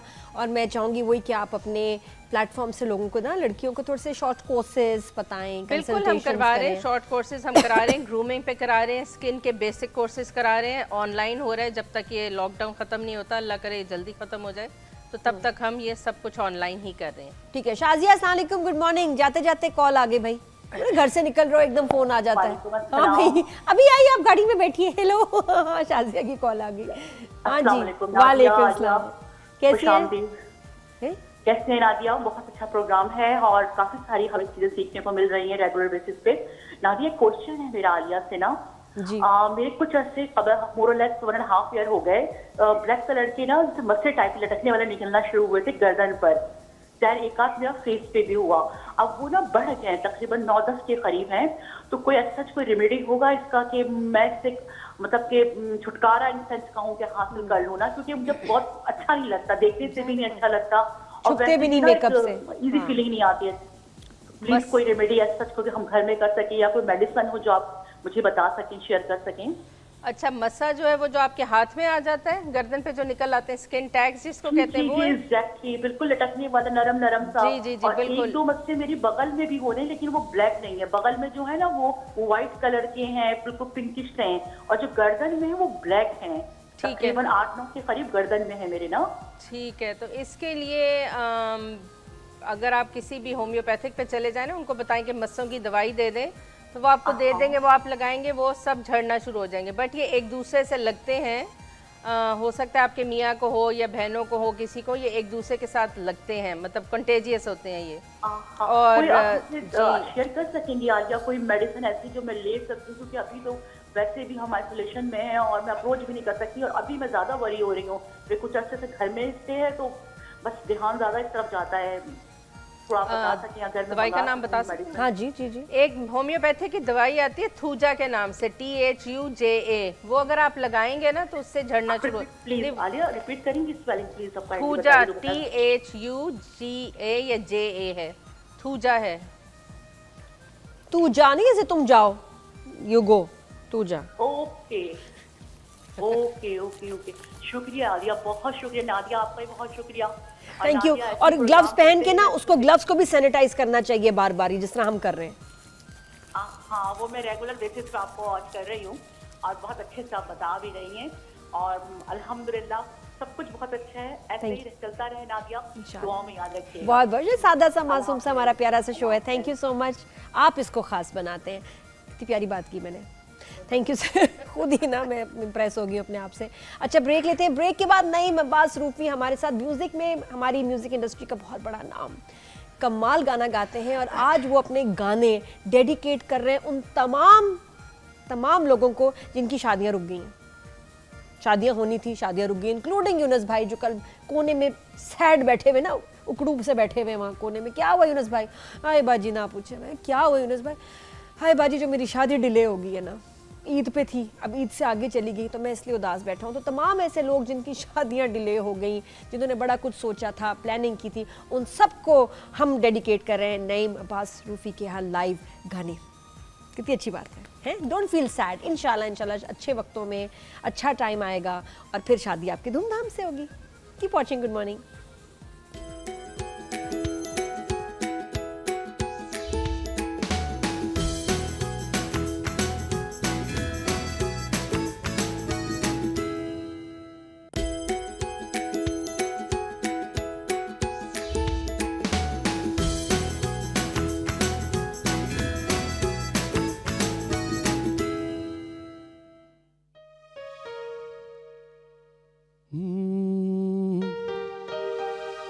ऐसा देखा नहीं खूबसूरत कोई, जिस्म जैसे अजंता की मूरत कोई, जिस्म जैसे निगाहों पे जादू कोई, जिस्म नगमा कोई, जिस्म खुशबू कोई, जिस्म जैसे मचलती हुई रागनी, जिस्म जैसे महकती हुई चांदनी, जिस्म जैसे के खिलता हुआ एक कमल, जिस्म जैसे के सूरज की पहली किरण, जिस्म तरसा हुआ दिलकशो दिल नशी, संदली संदली मरमरी मरमरी, संदली संदली मरमरी मरमरी, हुस्न जाना की तारीफ मुमकिन नहीं। आफरी आफरी आफरी आफरी, तू भी देखे अगर तो कहे हम नशी। आफरी आफरी आफरी आफरी, हुस्न जाना की तारीफ मुमकिन नहीं। माशाल्लाह माशाल्लाह, प्लीज बैठे। Thank you. ये इतना अच्छा लगा, थैंक यू मेरी टीम का जिन्होंने आपको बुलवाया यहाँ बड़ी शो बात। पे। जब मुझे पता चला आई वाज सो हैप्पी। मैंने, इत्तेफाक की बात है, मैंने इतने लोगों का इंटरव्यू किया, इतने स्टार से मिली, नईम भाई से फर्स्ट टाइम शो पे ऐसे मुलाकात हो रही है। It's such an honour. बहुत शुक्रिया बहुत शो पे आने। आपके प्रोग्राम का भी आप जो बुलाया, और आपके साथ वैसे भी एक मेरा बड़ा शौक था कि ऐसा प्रोग्राम हो जो बैठ के जरा एक कुछ, लेकिन ये टाइम बड़ा कम है, नहीं तो इतना ज़बरदस्त होता कि नहीं, कोई बात नहीं, कल यहीं से कंटिन्यू करेंगे। अच्छा, आपको नईम भाई कहूँ, नईम अब्बास भाई कहूँ, नईम अब्बास रूफी भाई कहूँ? रूफी भाई। रूफी भाई कहते हैं आपको? रूफ मेरा रूफी इधर निकनेम है ना, वो ज़्यादा फेम है। अच्छा, सिर्फ नहीं अब्बास बोलेंगे तो शायद लोग नहीं समझे, रूफी बोलेंगे तो समझ में रूफी आएगा। पे। अच्छा, वो आखिर में। अच्छा अच्छा अच्छा, माशाल्लाह। कैसे हैं भाई? अल्लाह का शुक्र, बिल्कुल ठीक है। अच्छा, मैं यहाँ शो कर रही थी, हमारी थोड़ी सी कुछ जनाना गुफ्तगू भी चल रही थी, आप वहाँ बैठे हंस रहे थे, क्यों? जी वो सब में रिजेम्बलेंस होती है लोगों की। तो हम लोग की आर्टिस्टों की, हम लोग कभी टूर पे जाते हैं, कभी अमेरिका इंग्लैंड, तो वो शक्लें मिला रहे होते हैं हम लोग, उस पे हम लोग गिरे पड़े होते हैं। आप वो खातून के बंगलों वाले मसले पे भी वो हंस भी रहे आई थे। नहीं, मेन जो हमारे साथ ये बैठी हुई थी खातून जो यहाँ पर, उनकी रिजेम्बलेंस मुन्नी बेगम से बहुत मिल रही थी। अच्छा, तो आप कभी, मुन्नी बेगम हमारी मुल्क की एक बड़ी लेजेंड है, स्टार हैं, और ये मिलना, स्टार का मिलना स्टार से, ये तो और अच्छी बात है। तो मैं वहाँ पे, हम लोग मिलवा रहे थे, तो मैं बड़ा मतलब गिर रहा था हंस के। हाँ। फिर एक और ने बताया कि वो जब बताए दाने वगैरह, तो मैं आपको नहीं पता, बस वो बंगलों के ऊपर बेहोश टैग्स था बस मैं, समझे। मुझे लगा कि आवाज आई है, और रूफी भाई एकदम जैसे नीचे हंस रहे हैं ना, मुझसे शो करना मुश्किल हो रहा है कि मैं देख रही हूँ इतना हंस रहे हैं। मैं नहीं, कुछ लोग जरा डिटेल में जाते हैं ना इलाज। आप भी अपने आप को बहुत बचाया आपने, जी तो हाँ। आप भी मतलब जिस टाइप की आप हैं, उस पे तो गिर जाना बनता था। मैं बहुत दफा रूफी भाई अपने आप को कंट्रोल करती हूँ, दिल करता है वो कॉलर इतनी सीरियसली बता रही है कि जी बंगलों में टैग्स है, मसला है, लेकिन जो आप यकीन करें, हमने तो हंसी रोकी है ना आपकी, क्या नाम है आपका जो भी बहन, तो वहाँ वो गिरे हुए थे, यहाँ मैं अपने आप को ऐसे कंट्रोल करके पक्का फेस किया हुआ था। सीरियस हो गई थी। रूफी भाई हमारा काम बड़ा मुश्किल है। बहुत बहुत बहुत वाकई, नो, इसमें कोई शक नहीं, क्योंकि कई चीजें सामने ऐसी हो जाती हैं कि बंदा चाहता है कि यार हो, लेकिन बस उस वक्त ये होता है कि यार दुनिया देख रही है, तो अपने आप को बड़ा कंट्रोल करना पड़ता आपके साथ कभी ऐसे हुआ शोज में? मैं बचता नहीं हूँ। कॉमेडी हुई हो आपके साथ शोज में? मैं गिर जाता हूँ, आप गिर जाते मैं फौरन, मैं तो फौरन बस गया, तो बात हुई और गया बस। दूसरी राय नहीं। अच्छा, कुछ ऐसे वाकया बताएं किसी शोज की, ऐसे यादगार जो बहुत ही फनी मोमेंट्स हुए हो आपके साथ। नहीं, ऐसे तो बहुत सारे मोमेंट हैं, क्योंकि अभी हम लोग हर वक्त करते ही यही हरकतें, तो स्पेशली टूर पे बहुत होती हैं ऐसी हरकतें कि नकल उतार के फोन पे और बुला लिया किसी को, और वो है बंदा वो नहीं है, मतलब वो इतनी सेम आवाज निकालनी उसकी कि बंदा बोले उन्होंने नहीं बुलाया, और वो उनके कमरे में ठक ठक भी कर रहा है, बोले मैंने तो बुलाया नहीं। और लड़ाइयाँ हो रही हैं बकायदा उस चीज पे। अच्छा, हाँ। आप करते हैं मस्ती, सुना आप काफी प्रैंक्स भी करते हैं। वो आदत में है, होना भी चाहिए, आर्टिस्टिविटी होना चाहिए। होना चाहिए, हर कोई नहीं होता, कुछ बहुत आके सीरियस। हाँ, हर कोई नहीं होता, किसी को पता भी नहीं होता कि इसके साथ हो क्या रहा है। ये बात भी है, इतना सीरियस तफरी होती है कि वो समझ रहा होता है कि यार वाकई सही बोल रहे हैं, और वो उतना मुंह पक्का बना के बैठे थे, उसके लिए उसको नहीं पता लग रहा था कि हो क्या रहा है, उसके बैक पे क्या हो रहा है, ये होता है। अच्छा, तो अभी ये जो पॉजिटिविटी और आपका ह्यूमर है, ये आपको इन मुश्किल वक्त में बड़ा काम आ रहा होगा, और आपके घर वालों को भी बड़ा अच्छा, मत पूछिए, दोस्तों को असल भी में खुश रखा ग्रुप होगा। बने हुए हैं आजकल, जो ग्रुप पे आजकल मोबाइल में जो ग्रुप बने हुए हैं, उसमें हमारे कुछ आर्टिस्टों का ग्रुप है, जिसमें पड़ोसी मुल्क के आर्टिस्ट भी हैं, सब हम लोग सिर्फ सिंगर्स हैं उसमें। तो उसमें भी ऐसा ही होता है कि एक आदमी कोई ना कोई टारगेट बन जाता है। वो जब टारगेट बनता है तो कुछ जो हमारे समझने वाले कि रूफी कहाँ से बात कर रहा है, इसका एंगल क्या है, तो वो सब समझ जाते हैं वैसे ही कि ये अब ये यहाँ से पकड़ा गया है, अब वो सीरियस है, और सब तरफ से उसको एक ही मैसेज आ रहा है, सुभान अल्लाह क्या बात है यार, और वो दिए जा रहा है, गाने गाए जा रहा है अपनी तरफ। नहीं, लेकिन मतलब इनमें कहने का मतलब है कि हालात में, कोरोना की क्राइसिस में, जब काम अफेक्ट हो रहा है, बिजनेस अफेक्ट हो रहा है, खौफ भी है, लाइफ बिल्कुल बदल गई है, दुनिया बदल गई है, उसमें आप किस हद तक अफेक्ट हुए हैं? बदल, वाकई इसमें तो कोई शक नहीं है, इस कोरोना ने पूरे वर्ल्ड में असर डाला है, और काफ़ी लोग जो हमारे दोस्त भी हैं डिस्टर्ब भी हैं बेचारे, कई लोग ऐसे आर्टिस्ट भी हैं जो थोड़े कमज़ोर हैं फाइनेंशियली, तो स्पेशली उन लोगों के लिए भी हम लोग जो कर सकते हैं करते हैं अपनी तरफ से, लेकिन बताते नहीं हम लोग कि जैसे वो सीन जो होता है, क्योंकि वो सफ़ेद पोशी होती है, तो वो भी कर रहे होते हैं साथ साथ, लेकिन उनके साथ उनको हंसती खेलते भी दुनिया चलानी पड़ती है जी। कि दुनिया तो सब वो ही भी है, लेकिन हम लोग आपस में एक दूसरे को थोड़ा वो भी करते हैं, पुश भी करते हैं कि नहीं यार चलो, अल्लाह ने अगर लाई है अल्लाह ही लेके भी जाएगा। अच्छा, हम जिस तरह लेबर तबके के लिए बड़े परेशान हैं, होना भी चाहिए, लेकिन साथ में हम म्यूजिशियंस को भूल जाते हैं, सिंगर्स बहुत म्यूजिशियन। अहम बात है ये, क्योंकि म्यूजिशियन बेचारे सफ़ेद पोश होते हैं, उनको भी साथ, ये हम कर रहे हैं, हम लोग ये बिल्कुल कर रहे हैं, लेकिन क्या है कि अभी पता है कुछ ऐसा भी चक्कर चल पड़ा है कि आप जब सपोर्ट किसी एक को करते पता रहता है कि यार वो बंदा कर रहा है सबको, तो उन सबका रुख वहाँ हो जाता है, फिर एक का पता रहता है वहाँ कर रहा है तो भी सबका रुख वहाँ, तो ये भी एक ज्यादती वाली बात है कि आप किसी जो मुस्तहिक लोग हैं वहाँ तक भी पहुँचना चाहिए, ऐसा ना हो कि एक ही प्यार में दिए जाए तो उसके 10 लिफाफे जमा हो जाएं, 8 बेच दे वो और 2 रख ले, ये हो रहा है, ये भी हो रहा है, ये बात है, इस बात को भी देखना चाहिए। जिस तरह मुझे भी मसला था कि कहाँ कहाँ दें किसको, ये तो अभी परवीन आप आई हुई थी और मुझे था कि ये मास स्केल पे लोगों की हेल्प कर रही है, तो मैंने उनकी भी उसमें कंट्रीब्यूशन की, क्योंकि मुझे लगा कि ये उस कंट्रीब्यूशन से बहुत सारे लोगों को बेसिक खाना और ये उनको पहुंचा पाएंगी, और ये चेक रखे हुए हैं कि भाई किस घर किस को पे जो दें। मासियाँ स्पेशली काम के लिए आती हैं, अब वो 3-4 घरों में काम करती हैं, अव्वल तो आजकल उनको बिल्कुल ही आप ना ही बुलाएं तो अच्छा है, अब क्योंकि 4-5 घरों से हो गया है, फिर वो हर जगह से उनको मिलता है, ये नहीं कि वो उनको पांच जगहों से मिलता है। तो अब फिर वो कोई दोस्त भी फ़ोन करता है, रूफी भाई को मुस्तैक हैं, तो मासियाँ फ़ोन करी थी, अरे हमें दिलवा दें। ओ भाई रुक तो, जो तुम्हें अभी तो दिया है, अब और भी तो लोग हैं दुनिया में। बिल्कुल नहीं, और वो जमा भी कर रहे हैं, वो बहुत सारे लोग जो जमा भी कर रहे हैं। कॉलर से साथ में बात करेंगे और आप फरमाइश कर सकते हैं। मेरा वो फरमाइश मेरी जो है क्या ना, वो आया लड़िए वाला जबरदस्त, जरूर, वो ब्यूटीफुल सॉन्ग। अस्सलाम वालेकुम जी, वालेकुम अस्सलाम। कौन बात करी? और हैं अस्मा जी, कैसी हैं? अस्मा फ्रॉम लाहौर। अस्मा, क्या हाल है आपका? जी, अल्लाह का शुक्र, मैं बिल्कुल ठीक हूँ। नादिया, बहुत प्यारा शो करती हैं आप, और आजकल तो स्पेशली सबसे ज्यादा मेरा ख्याल है आप ही अवेयरनेस जो आप बताती हैं कोरोना के हवाले से, डेली कोई ना कोई नया टिप आप देती हैं। आपके गेस्ट आके सारे नया टिप देते हैं, माशाल्लाह। अल्लाह ताला आपको जज़ाए खैर दे, और आप दिन ब दिन ज्यादा प्यारी होती जा रही हैं। ये भी बता दें कैसे? नहीं यार, ऐसे रेस्ट करें, नींद अच्छी सी मजेदार नींद करने की कोशिश करती हूँ, ऐसे ही नेचुरल ब्यूटी।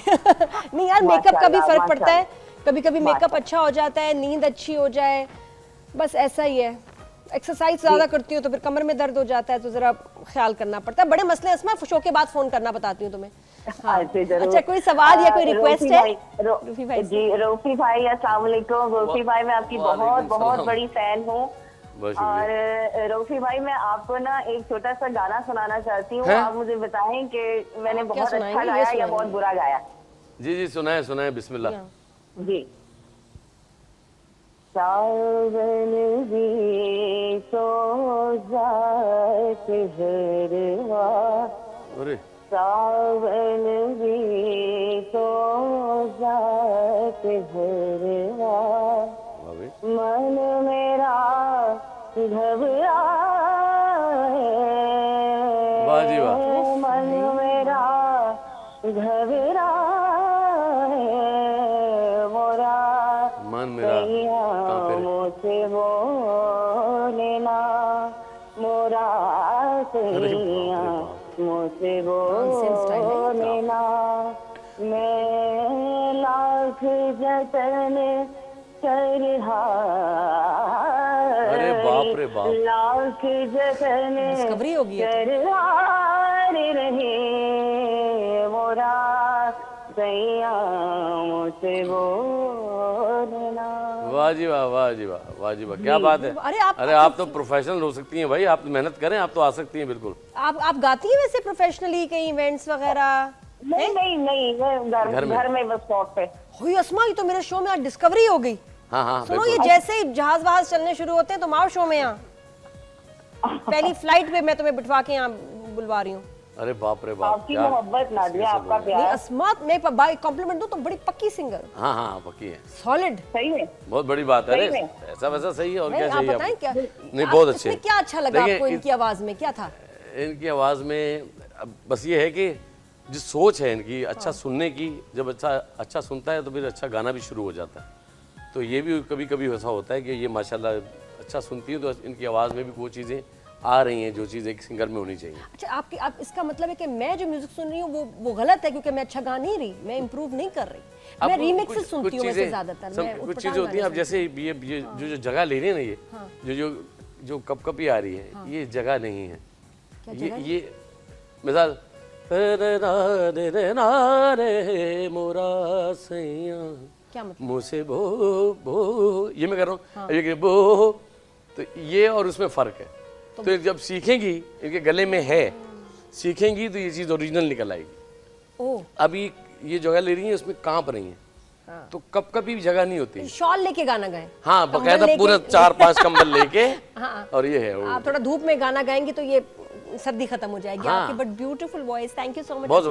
अच्छा, कुछ सेलिब्रिटी से भी मैं अब चाहती हूँ शो पे जरा बात हो, उनसे पूछें कि कैसे दिन गुजर रहे हैं, क्या कर रहे हैं। जावेद शेख साहब से हम बात करते हैं। अरे वाह, आप जानते हैं? अरे ऐसे वैसे दोस्ती है, पार्टी हमारी पार्टी। अस्सलाम वालेकुम शेख साहब, कैसे हैं? अल्हम्दुलिल्लाह। ये क्या हुआ, कॉल कर दी? हेलो, दोबारा कॉल करें जरा, उनसे बात करते हैं शेख साहब से। जी, तो अब अगला गाना हुए। अगला तो मैं चाह रही हूँ, बातें तो कर रहे हैं, गाने बहुत सारे होने चाहिए।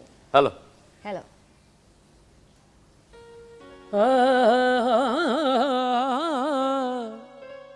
उम्र जलवों में बसर हो ये जरूरी तो नहीं, हर शबे गम की सहर हो, ये जरूरी तो नहीं, नींद तो दर्द के बिस्तर पे भी आ सकती है, उनकी आगोश में सर हो, ये जरूरी तो नहीं, शेख जो करता है मस्जिद में खुदा को सजदे, उसके सजदों में असर हो, ये जरूरी तो नहीं, कोई दिल में लिए अरमा चला जाता है, कोई खोए हुए औसा चला जाता है, हुस्न वालों से ये कह दो कि ना निकले बाहर, देखने वालों का ईमान चला जाता,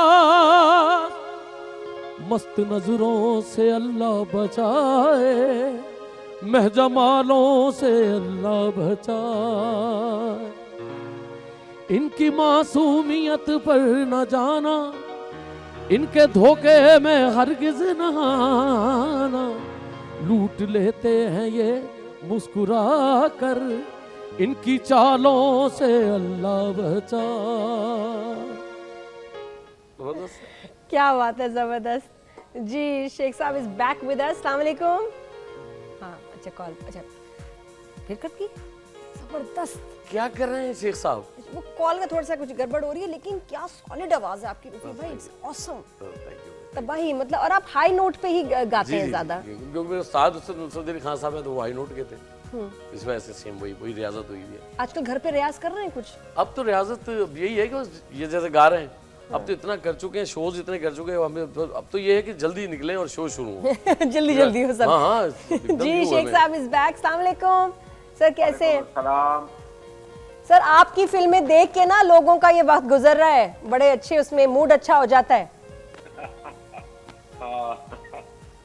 नहीं माशाल्लाह, अल्लाह अल्लाह रहम करे भाई, ये ऐसी वबा फैली हुई है, अल्लाह मियाँ बस हम सबको माफ करे, और अपना अपना टाइम गुजार रहे हैं, कोई फिल्में देख रहे हैं, कोई नमाजें पढ़ रहा है, कोई लोगों की, गरीबों की मदद कर रहा है, तो बस अल्लाह करम करे और ये टाइम हमारा गुजर जाए और हम नॉर्मल जिंदगी गुजारने के लिए रेडी हो जाए।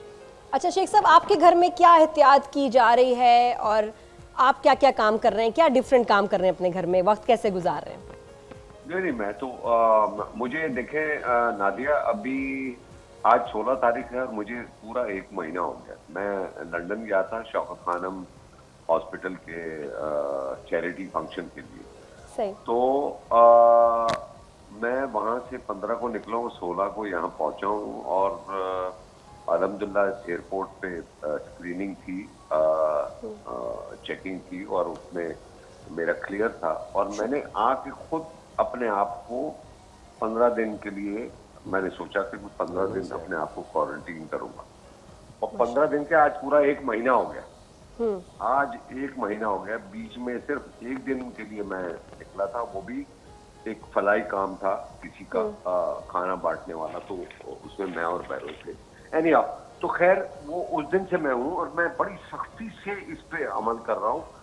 मैंने अपने तमाम जो लोग हैं घर में, इवन जो मेरे सर्वेंट्स हैं, उनको सबको मास्क दिए हुए हैं, सैनिटाइजर दिए हुए अलग-अलग, अच्छा। और ग्लव्स दिए हुए।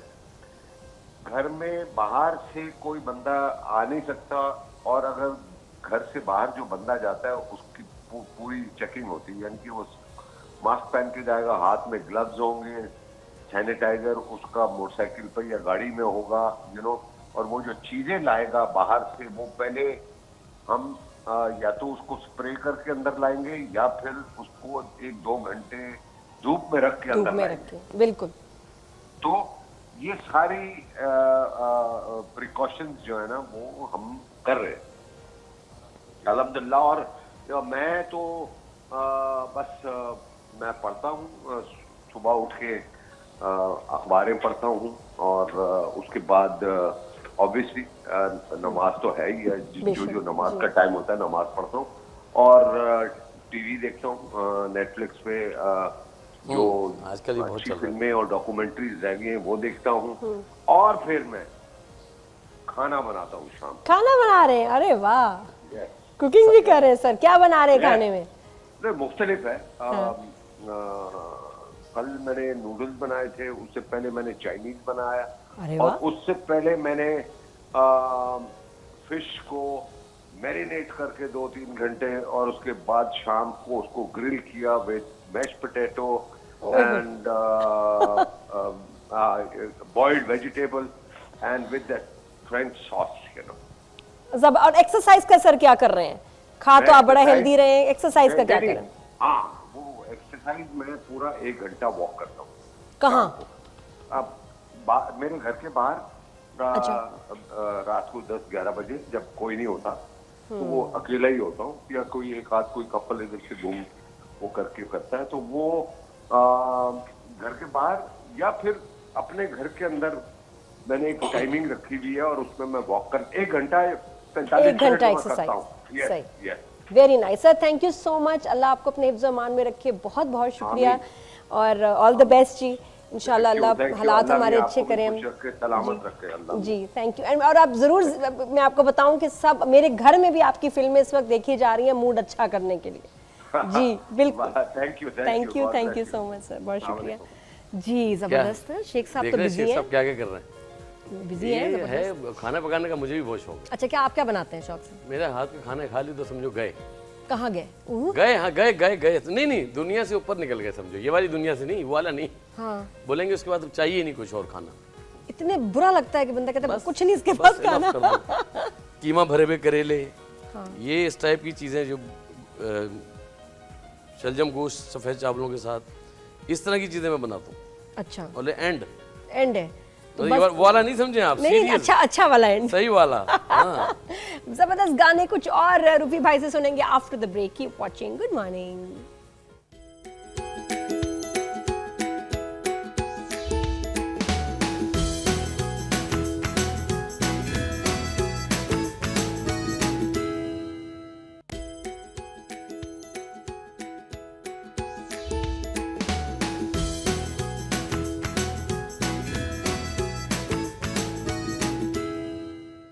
जी welcome back after the break, और स्टार्ट कर रहे हैं हम इस बेहतरीन गाने के साथ। रूफी भाई शो पे आए हुए हैं और इतनी फरमाइशें, इतना सा कुछ है सुनने को, वक्त का मुकाबला सख्त। तो आया लाड़िए।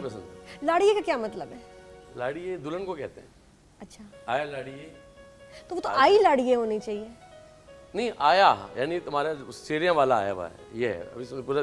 अच्छा, आजा लाड़िए, हाँ, तेरा सेरिया वाला आया, यानी ये है ब्याह, मतलब शादी की आया। जी जी। और उन लोगों को डेडिकेट करें गाना जिनकी शादियां रुक गई, डिले हो गई, और अब पता नहीं कब होंगी, लेकिन दिस इज फॉर यू।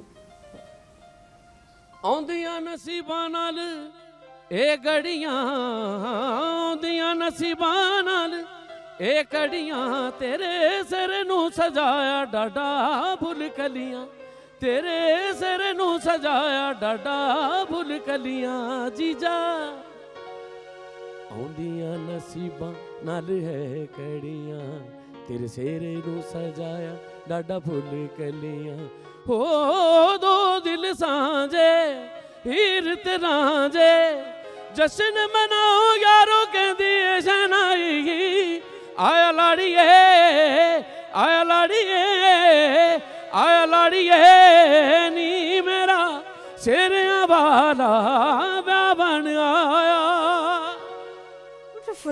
इतना प्यारा आपने गाया, लेकिन साथ में जो हमारे म्यूजिशियन भाई ने ट्विंकल ट्विंकल लिटिल स्टार का म्यूजिक बजाया है ना, चल ये देख लें इसके म्यूजिक पे म्यूजिक है, twinkle twinkle little star how I wonder what you are. ओफ, ये क्या किया आपने म्यूजिशियन भाई, लेकिन फिर भी आप गा पड़े उस पे, क्योंकि इस वक्त तो काम है ना, लपेट दें इसको। मैं बहुत माजरत चाहती हूँ। कोई बात नहीं, कोई बात, सॉरी, लेकिन नेक्स्ट टाइम कुछ इस पे क्या होना चाहिए, इस पे ढोल होना चाहिए, ढोल वाले भाई, प्रॉपर बैंड हो, फिर मतलब इसके अलग ही सीन बन जाता है ना। फिर वो अकेले भी जा रहे हैं, अभी रिदम तबला भी अगर साथ होता है ना इनके, भी सिर्फ ढोलक भी, तो बन जाती बात। लेकिन उनका चलो ट्विंकल ट्विंकल कुछ तो वो कर ही लेंगे। ब्यूटीफुल। अच्छा, कभी ऐसा हुआ कि गाना गाते हुए खांसी आ गई हो, छींक आ गई हो, आवाज फंस जाए? लेकिन उस वक्त नहीं, एकदम गाते वक्त नहीं होता, गाते वक्त नहीं होता, बीच में अगर गैप में इंटरवल पीस बज रहा है और खांसी आ गई तो पीस बढ़वा दिया, अभी लगे रहो भाई हल्का हल्का, तब तक जैसा फिर गा दिया। है? ये होता है कभी। कभी आवाज फंस जाए, प्यास लग जाए? प्यास तो लग जाती है ज़ाहिर बात है, लेकिन पानी होते हैं हाथ में उधर सी रखे वक्त। होते हैं, हिसाब किताब रखा होता है। तो क्या मुश्किल क्या होता है लाइव परफॉर्म करना शोज में? ये व्हाट कैन गो रॉन्ग? मुश्किल क्या होती है? आप किस चीज से डर रहे होते हैं बस ये ना हो जाए? सबसे पहले लाइव के लिए जो ना, हम बचपन से जब हम लोग ग्रूम जब होते हैं, जब स्कूल्स में स्कूल कॉम्पिटिशन्स होते हैं, कौमी नगमों के मुकाबले, अब तो खैर होते होंगे कि नहीं होते होंगे, हमारे ज़माने में तो थे स्कूल में, नात ख्वानी के मुकाबले होते थे, ऑल कराची स्कूल्स के मुकाबले होते थे, उसकी ट्रॉफी जीत। उससे क्या होता है, आप पब्लिकली जो है ना, आपका पब्लिक का डर खत्म हो जाता है। फिर उसके बाद जब आप प्रोफेशनल में जाते हैं तो आपको फिर पब्लिक, ज़्यादा पब्लिक हो तो आपको मज़ा आता है, कम हो तो आपका दिल नहीं करता। दिल नहीं करता।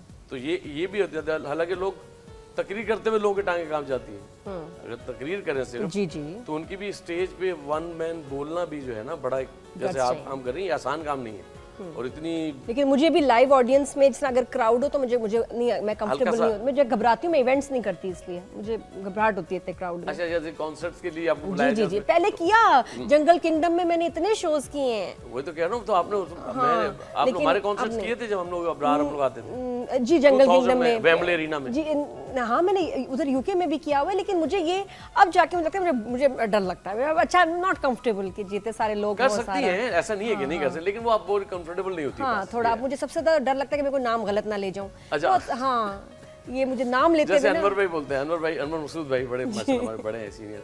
अच्छा, उनकी कंपेयरिंग का अंदाज भी है कि जैसे फिर बात करते हैं कि बहुत अच्छा गाते हैं और बहुत माशाल्लाह नुसरत खान साहब के शागिर्द हैं और बहुत क्या अच्छी आवाज़ है, तशरीफ लाते हैं रूफी। बस रूफी। हाँ रूफी, यानी ये नहीं, वो बास रूफी बोलते हैं ना कि आवाज़ पता लगे पब्लिक को कोई आ रहा है, तशरीफ लाते हैं रूफी हैं यार, एकदम चल रहा है। अनवर भाई थोड़ा प्रेशर तो देना नहीं है, बस बोल दिया सही है।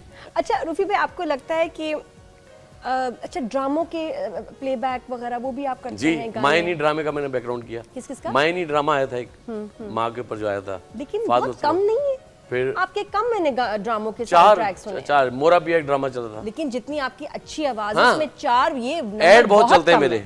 हाँ, एड जो टोयोटा का चला भी। हाँ, नहीं, लेकिन ड्रामों में आपके क्यों कम आपके साउंड ट्रैक्स होते हैं? साउंड कोई वजह है क्या? नहीं, इसकी कोई वजह तो नहीं है। मैं तकरीबन साल हो गया शायद मुझे भी किए हुए। उससे पहले मैं बिजी बहुत, शोज कॉन्सर्ट्स में बहुत बिजी हूँ। चक्कर ये, मैं मुल्क में बहुत कम ही होता हूँ, समझिए, कभी इंग्लैंड, कभी अमेरिका, कभी यूरोप, कभी कनाडा, ये लगा रहता है मेरा वक्त। और फैमिली तंग नहीं होती? अब तो उनकी आदत हो गई, उनको पता है जाना है आना। अच्छा, कहाँ जाने का सबसे ज्यादा मजा आता है, घूमते हैं आप? मुझे यूके पसंद है। हाँ। अच्छा, अमेरिका लेंथी बहुत है, बड़ा बहुत है, उसकी ट्रैवलिंग बहुत मार देती है हम लोग को। इंग्लैंड जो है ना, वो बाय रोड खत्म हो जाता है, बस समझे, ग्लासगो तक, कार में 5 शो किए ग्लासगो तक, हाँ, बस खत्म। अच्छा, अभी आपको रिसेंटली जो सिंगर्स, कुछ नए नाम कुछ सालों में शुक्र है आए हैं, बड़े एक बीच में गैप आया, नए सिंगर्स के नाम नहीं आ रहे थे, अब कुछ लोग जी जी स्टूडियो से नजर आने लगे हैं, आ रहे हैं सामने। आपको नए टैलेंट में किसकी आवाज पसंद है? नया टैलेंट एक्चुअली अभी देखिए, अब जो टैलेंट है भी ना, अगर आया भी है तो उसको स्ट्रगल नहीं करनी पड़ी है। अच्छा, हम स्ट्रगल से जो बनता है ना, वो बहुत मजबूत होता है। अभी एक गाने के सिंगर भी हो गए, जैसे कोकी स्टूडियो में एक गाना गाया किसी ने, तो पब्लिक ने देख लिया, ऑल चैनल्स में चला, फुल टाइम चला और वो मशहूर हो गया। लेकिन जब उनको कॉन्सर्ट्स में बुलाया जाता है तो फिर वो एक गाने की बात क्या गाएंगे? ये बात तो ये कि उनको पहले पूरा प्रोफेशनली, उनको एक आर्टिस्ट को 2 घंटे का आर्टिस्ट बनना पड़ता है पहले, कि वो नॉन स्टॉप 2 घंटे गा सकता है कि नहीं, खड़े होके, 1 मैन शो। अगर आप एक गाने की आर्टिस्ट, फिर उसको उस पर नहीं लाएंगे अभी हम कि इसने और क्या किया उसने, तो इसलिए वो वहीं पर ही रुक जाएगा। फिर उनको इतना काम, कमर्शियल चीजें, इतना कुछ कैसे मिल जाता है? फिर कमर्शियल मैंने तो नहीं देखा। कोक स्टूडियो से जो निकले सिंगर, कोई आम उधर से, जैसे पहले ग्रुप आते थे, हाँ, जुनैद जमशेद, देखिए वो जेन्युइन ग्रुप थे, सही, उनकी स्ट्रगल भी थी, वो बैंड बना, फिर वो जुपिटर था, फिर जुनून, सब। ये नूरी ग्रुप भी, जो इतने लोग आए, इन्होंने मेहनत करके आए ये लोग। अब जितने बैंड अब देख रहे हैं आप, बैंड का नाम नहीं किसी का, बैंड्स के भी कंपटीशन हो रहे हैं, आप देख रही होंगी वो एक, और वो ऐसे मशहूर नहीं हो रहे जैसे पहले होते थे बैंड्स, है ही नहीं ना, वो नहीं है। मैं कहती हूँ पॉप म्यूजिक जो हमने 90s में देख लिया ना, या एंड 80s में, वो अब नहीं देख रहे जनरेशन को, वो पता ही नहीं पॉप म्यूजिक के क्या था, जो हम लोग उस वक्त टॉप 10 देखते थे, वीडियो चार्ट्स देखते थे, क्या चार्ट्स आते थे, एक उसमें मेरा गाना चला था गंजे, गंजे गंजे वाला गाना मैंने बनाया था। कौन सा remember? वाला? गंजे वाला था एक, मैंने गंजे उस पे जो अच्छा नई एंट्री होती थी, पूरे पाकिस्तान को पता होता था कि वीडियो चैनल चार्ट्स जो अब ये हमारे चल रहे हैं उसमें नया गाना, अरे यही बात है, यही बात। नजम का गाना सुना, इनसे हाँ, नए ऐसे ही पागल होता हो गए सब ऐसे ही भाई। होता था, ऐसे ही होता था। जो एक गाना आता था पॉप म्यूजिक पता चलता था, और अच्छा कॉन्सर्ट्स होते थे टीवी के लिए जिसमें सिर्फ आपको यूथ मिलता था। बिल्कुल बिल्कुल बिल्कुल। मुझे अब वो इस अब तरह की देखिए चीजें नहीं नजर आती। कंपटीशन भी होते हैं। हम लोगों ने स्टार्ट किया जब वो म्यूजिक चैलेंज एक प्रोग्राम आता था, म्यूजिक चैलेंज, उससे हम लोग निकले। मैं, हुमैरा अरशद, शाजिया मंजूर, अबरार, जवाद, उसमें से निकले सब। बेशक। देखिए मशहूर काम था तो निकले ना वहां से। अब कितने कंपटीशन हो, निकल नहीं आ रहा कोई। नहीं, और जो जीत भी रहे हैं उनके नाम लोगों को नहीं पता, उनके बाद उसका क्या काम हुआ नहीं पता चला। इवन पड़ोसी मुल्क से में लोग हमारे यहाँ से गए, पाकिस्तान से, वहाँ जब तक गाते रहे तो मशहूर रहे जी। और पूरे ओवरसीज में भी उन सब लोग को देखते रहे, हमारा पाकिस्तानी यार जीतेगा ही हो। जैसे अपने पाकिस्तान में आके वो खड़ा हुआ, वहाँ गायब हो गया। क्या वजह? यार ये बड़ी हैरत की बात है। तो इसका मतलब जो है सिंगर, यहाँ के लोगों ने वो कंपोजर की वजह से है, नहीं, यहाँ या के मार्केटिंग लोगों की ने वजह उसको पुश से? नहीं किया। हाँ। मतलब हमारी ऑडियंस ने उसको, जब तक वो इन रहा तो वो इन रहा। जब जैसे ही पाकिस्तान आया वापस वो गायब, फिर दोबारा गायब हो गया। कहाँ गया भाई वो? इतना इंडिया में इतना चल रहा था, वहाँ पर पूरे ओवरसीज में लोग देख रहे थे उसको। हमारा पाकिस्तानी था, फैसलाबाद से गया, कोई लाहौर से गया, कहाँ से, लेकिन बस गायब। यहाँ आते ही गायब। नन्हे उस्ताद, यू रिमेंबर नन्हे उस्ताद? उसमें भी पाकिस्तानी लड़के गए थे, 3-4 बच्चे गए थे, गायब हो गए। ये बात बड़ी सैड है कि इतना टैलेंट है, और फिर जब ये कमाएंगे नहीं, कुछ करेंगे नहीं, तो आगे मजीद सिंगर्स नहीं आएंगे ना। वो कहेंगे कि क्यों भाई, म्यूजिक फैमिली इंडस्ट्री को भी डिस्करेज और ड्रामा इंडस्ट्री तो माशाल्लाह चलो अब ग्रूम हो गई, ज़बरदस्त हो गई अभी। फिल्म इंडस्ट्री को भी और सबको ये सियासत की नज़र हो गई एक्चुअली। हर वक्त जो न्यूज़ जो है ना, इसने भी शोबिस को और सिंगर्स को इसने बड़ा वो किया है। हर वक्त वही बैठे रहते हैं आगे। और अब जो पहले प्रोग्राम ही गाता था वो म्यूजिक का, सिर्फ म्यूजिक का होता था। के प्रोग्राम्स ही नहीं है। हाँ, नहीं है। अफसोस की बात देखें कि हर तीसरे घर में एक सिंगर बैठा हुआ है। बिल्कुल, ऑनेस्टली। और अब अवेयरनेस भी बहुत है। अब लोगों को समझ में भी बहुत आ गया है, फिर भी नहीं, नजर नहीं आ रहा। शौक नहीं। 3-4 प्रोग्राम हो जबरदस्त किस्म के, ताकि लोग एंटरटेन भी हों।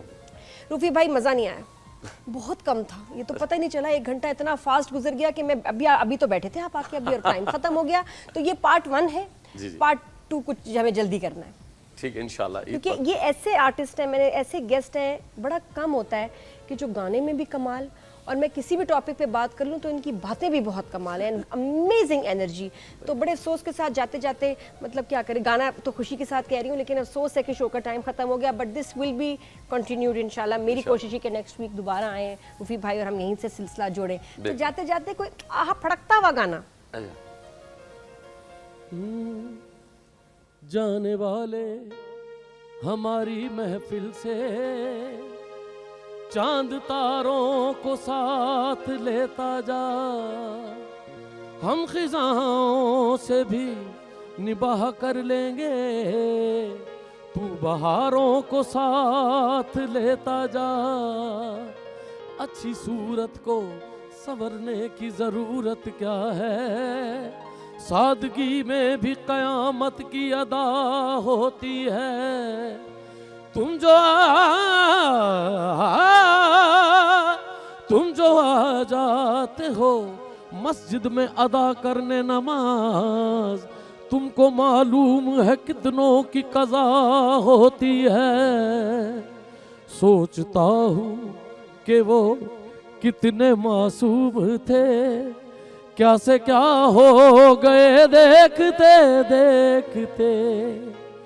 सोचता हूँ कि वो कितने मासूम थे, क्या से क्या हो गए देखते देखते। मैंने पत्थर से जिनको बनाया सनम, वो खुदा हो गए देखते देखते। हश्र है वहशते दिल की आवारगी, हमसे पूछो मोहब्बत की दीवानगी। जो पता पूछते थे किसी का कभी, जो पता पूछते थे किसी का कभी, लापता हो गए देखते देखते। जिन पत्थरों को हमने अता की हैं धड़कने, वो बोलने लगे तो हम ही पर बरसने लगे। सोचता हूँ कि वो कितने मासूम थे, अपने ही हाथों से तराशे हुए पत्थर के सनम मेरे ही सामने भगवान बने बैठे हैं। सोचता हूँ कि वो कितने मासूम थे, क्या से क्या हो गए देखते देखते।